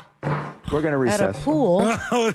She goes, this is allowed. This is allowed. That is actually not a bad strategy if you're doing something and people are trying to stop you, to just very forcefully, firmly declare to them that this is allowed. Hey, I don't know. Excuse me, this is allowed. I have no way to argue that. It is allowed. I go down to my history of knowing things about school board meetings, and I'm like, she might be right. She declared it there. She said it out That's loud. true. I The don't know if I last would school wanna get board naked meeting here. she had did happen to be at a water park, but Mm-hmm. the rules still apply. She's in her bikini at this school board meeting. Do you think she would have gone all the way? Had they not I don't stopped know. her? I don't know. That would have been like, I almost would have been tempted as somebody on the school board, no matter whether I agreed or whatever. I'd be like, well, let's see. Let's hold on. Let's wait this out. Let's see where this is going here. Because if she gets fully naked, you guys are all going viral. You're going viral They already along have with her her. just in the bathing suit, which is allowed. Yeah, and that would have been much, much higher on the viral chart if she went fully nude. And then I think at that point, all you have to do is say something catchy, and then Which watch she all the already did. stuff come in. Yeah, You know, she that part. did. Yeah, but then you have to do the thing like we talk about, where you say, sure could use a Bud Light right now. Yeah. Or a pair of Lululemon yoga pants. You just got to shout out something about hamburger help me. I just got to shout out something. I don't know. Do you really want a lifetime supply of hamburger? Yeah, you bet your ass I do. You're talking You don't dreams. even have the hamburger. That seems like a team thing where you want hamburger helper, and then the other person's like, but ground beef me. The ground beef people are probably going to be against it. Selena said that the meat prices are going crazy right now, so they might You resist. want to buy more meat after I gave you the birthday gift of meat? That was different. I wasn't even talking about buying meat. No, he was just saying it was expensive in the grocery store because people were talking about like steaks or bacon or something at one point in time. But man, yeah, you got to shout out something. Hamburger helper is the way. Just say, hamburger help me. right when the lady gets fully naked in the thing and then kind of dance around a little bit, you're going to go viral. Yeah. Hamburger Helper's Or going to... she's already stripped down, about to take off the bikini bottom. She's like, you don't want to see my Hot Pocket? Yeah. Hot Pockets galore. Ham and cheese? They will Pepperoni? fill your mailbox with all of the free stuff that you could ever imagine. This lady getting naked at the school board meeting. It makes it more exciting, honestly. The school board meeting seemed very boring to me. As long as somebody's screaming or something, at least there's some entertainment value to it all. Like, none of those guys on the board, their wives were like, make sure you behave yourself at the school board meeting. And then they did. They come home. They come home and like, as a matter of fact, honey, guess what I saw today? Boobies. Yeah. You thought it wasn't going to get wild, but boy, did it ever. This is the most boobage, and she told me it was allowed. Yep. And now the wives show up to every single meeting. All right, we're going to take a quick break. When we come back, we're going to do the final dispatches, stories that didn't make the cut. And, of course, today I learned to wrap everything up for a Monday. We'll put Monday in the rear view and send you off into Tuesday very, very, very soon. That's coming up next on the News Junkie. Real Radio is the Jim Colbert Show. He thinks golf is working out. I never said that. The Jim Colbert Show. Weekdays at 3 on Real Radio 104.1. This weather report is brought to you by Mills Air. Happy Monday. I'm Fox 35 Storm Team meteorologist Jessica Dobson with a check of your forecast. And for Central Florida today, we are going to be expecting some scattered afternoon showers and storms, but it won't be a complete and total washout. We'll be expecting some heavy rain and downpours, yes, but only about a 40 to 50% chance, mainly during the afternoon and evening hours. Temperature-wise, we'll make it to a high of 90 degrees in Orlando, which is right where we should be for this time of year. And then as we head towards the end of this week, temperatures will creep their way a little closer to the 92-degree mark with higher chances of rain. From the Fox 35 Storm Team, I'm meteorologist Jessica Dobson. Folks, God bless. God bless.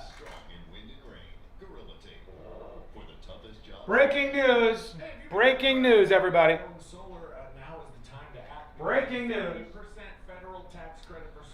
Turning Point has just announced that their campus tour will continue, and Tucker Carlson, Erica Kirk, Megyn Kelly, Glenn Beck, Vivek Ramaswamy, and others will be taking the reins from Charlie Kirk on these campuses.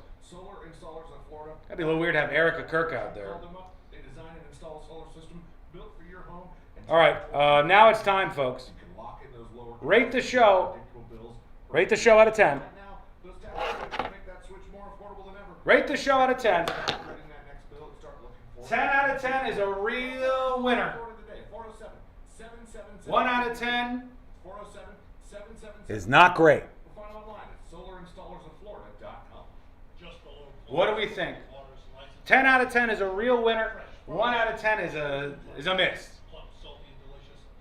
7 out of 10 lackluster light game. I gave it my all. I left everything on the field. 10 out of 10. Thank you. 9.69 out of 10. 7 out of 10. Weed consumer. 10 out of 10. Can you see me? Lighting is perfect now. Perfect. 10 out of 10 says Barbara. Thank you. Oh boy. Here now you got the lighting you're looking for, huh?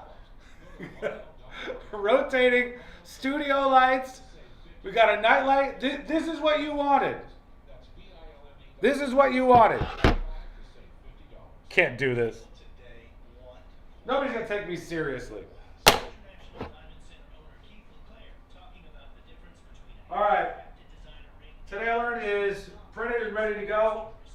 Who's our recommendation for chatter of the day, everybody? Who's our chatter of the day recommendation?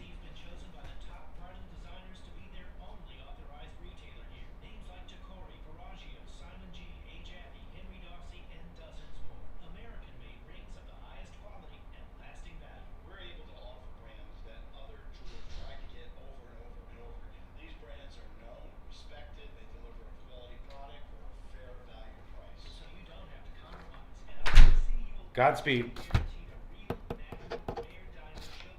The Charlie Kirk guy's not chatter of the day. It's all part of the IDC experience. People here trust us because we are the real deal. International Diamond Center. Altamont's great Millennium Mall in Waterford. Do you have 3 ex-wives and your current trophy wife wants a life insurance policy 3 times the size of the policies you had to purchase for your previous mistakes? If so, you need to call Big Lou at Term Pro. Bootsy? No. Nope. Denied. They said you couldn't do it. I knew you could. Congratulations. The undisputed, the unbelievable chatter of the day, Tanya M on YouTube. Tanya M on YouTube. Looking good, feeling good. Your lighting is perfect. Better than mine has ever been or ever will be. And you are an amazing American and a great human being. Congratulations, your chatter of the day. Testosterone is back, baby. Thanks to Red Mountain Weight Loss. Man, it was really low. And I called the Red Mountain Weight Loss and got my testosterone where it needs to be. If you had to lose to somebody, Tanya's acceptable? I agree. What's our final vote on this? Yay or nay? This? This is garbage.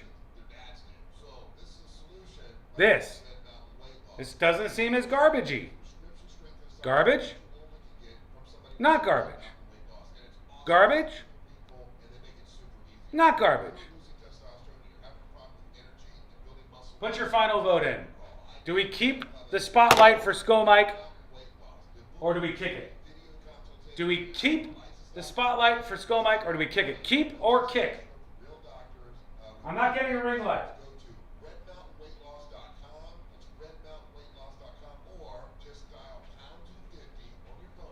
Mr. Predicto, are we going to keep the spotlight?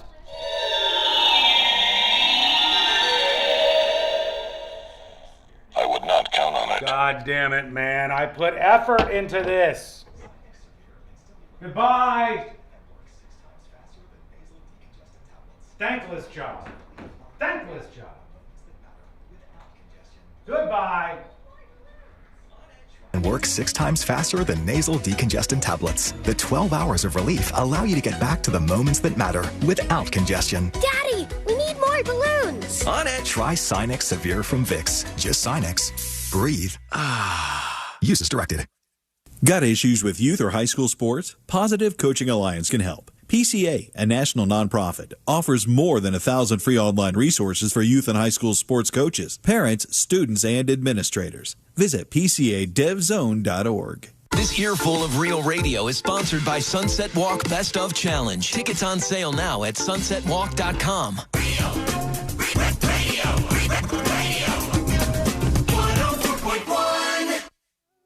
Mainlining today's top stories. You're listening to the news junkie, Sean Wasson.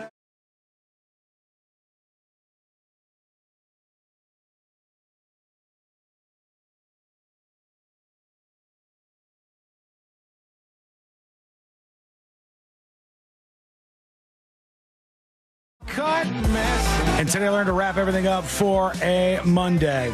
You did it. They said it couldn't be done. You did it. You got through a Monday, everybody. Congratulations. Yay! Yeah, I knew it. I knew you could do it. There was a lot of people thinking you couldn't. C-Lane was one of them. C-Lane was like, they're not going to make it through today. You were the one that got through the intro, and you're like, well, that's too many words. I got out of breath during the intro. It's a full circle moment I appreciate.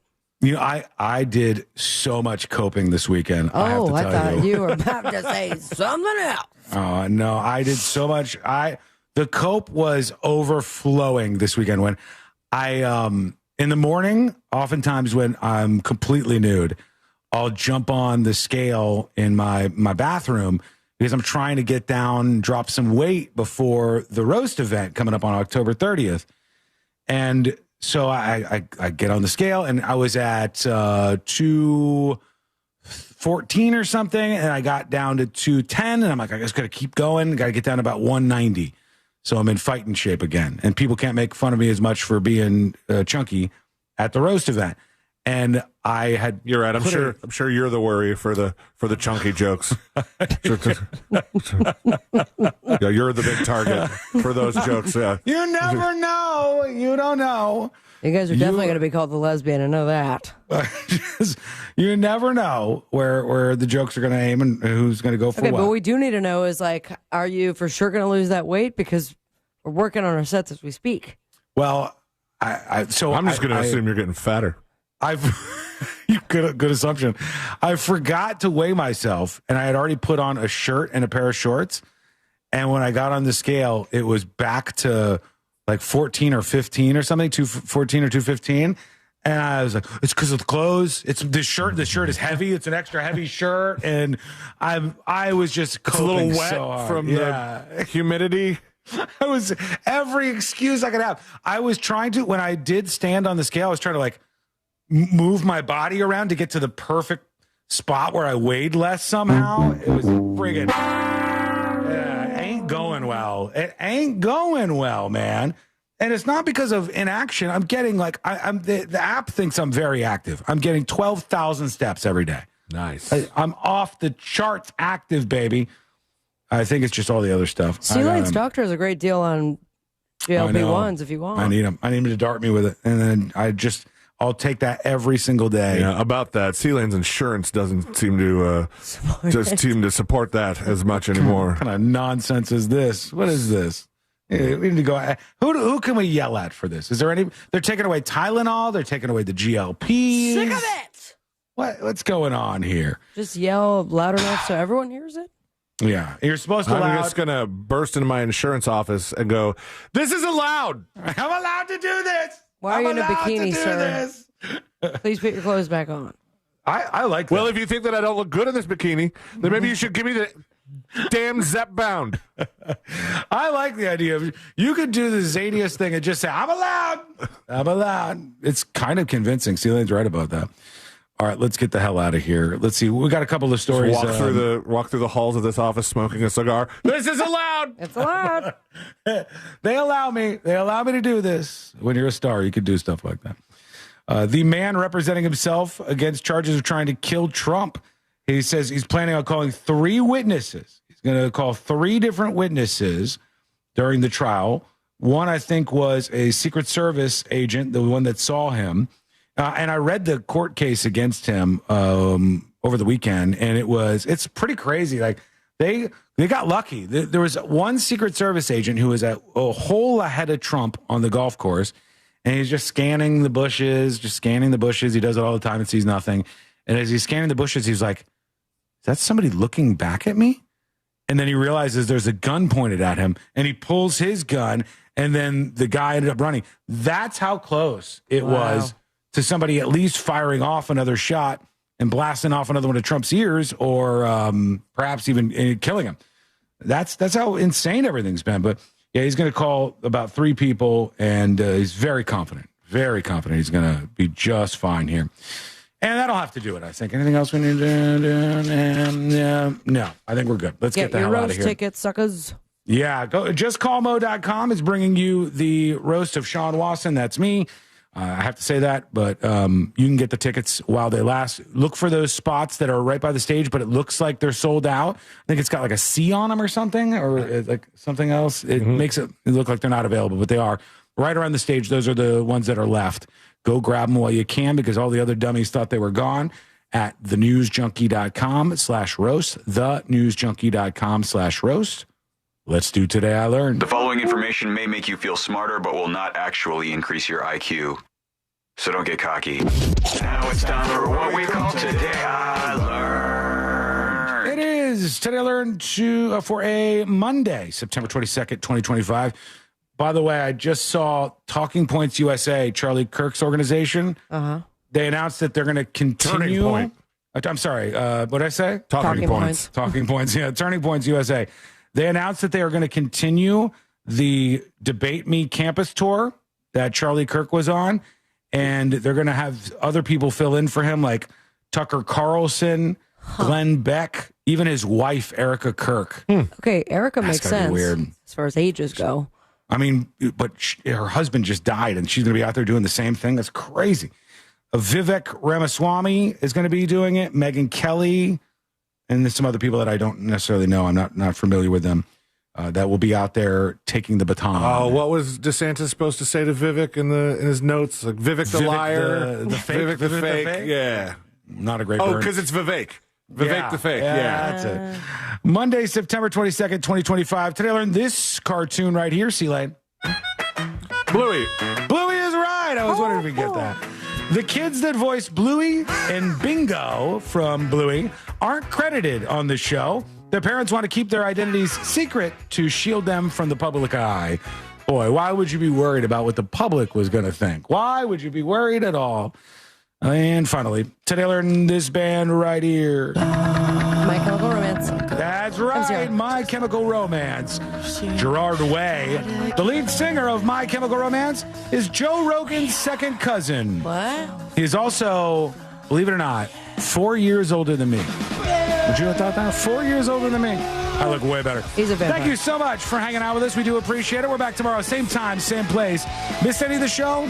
Get the podcast. Links available for you over on the website at thenewsjunkie.com.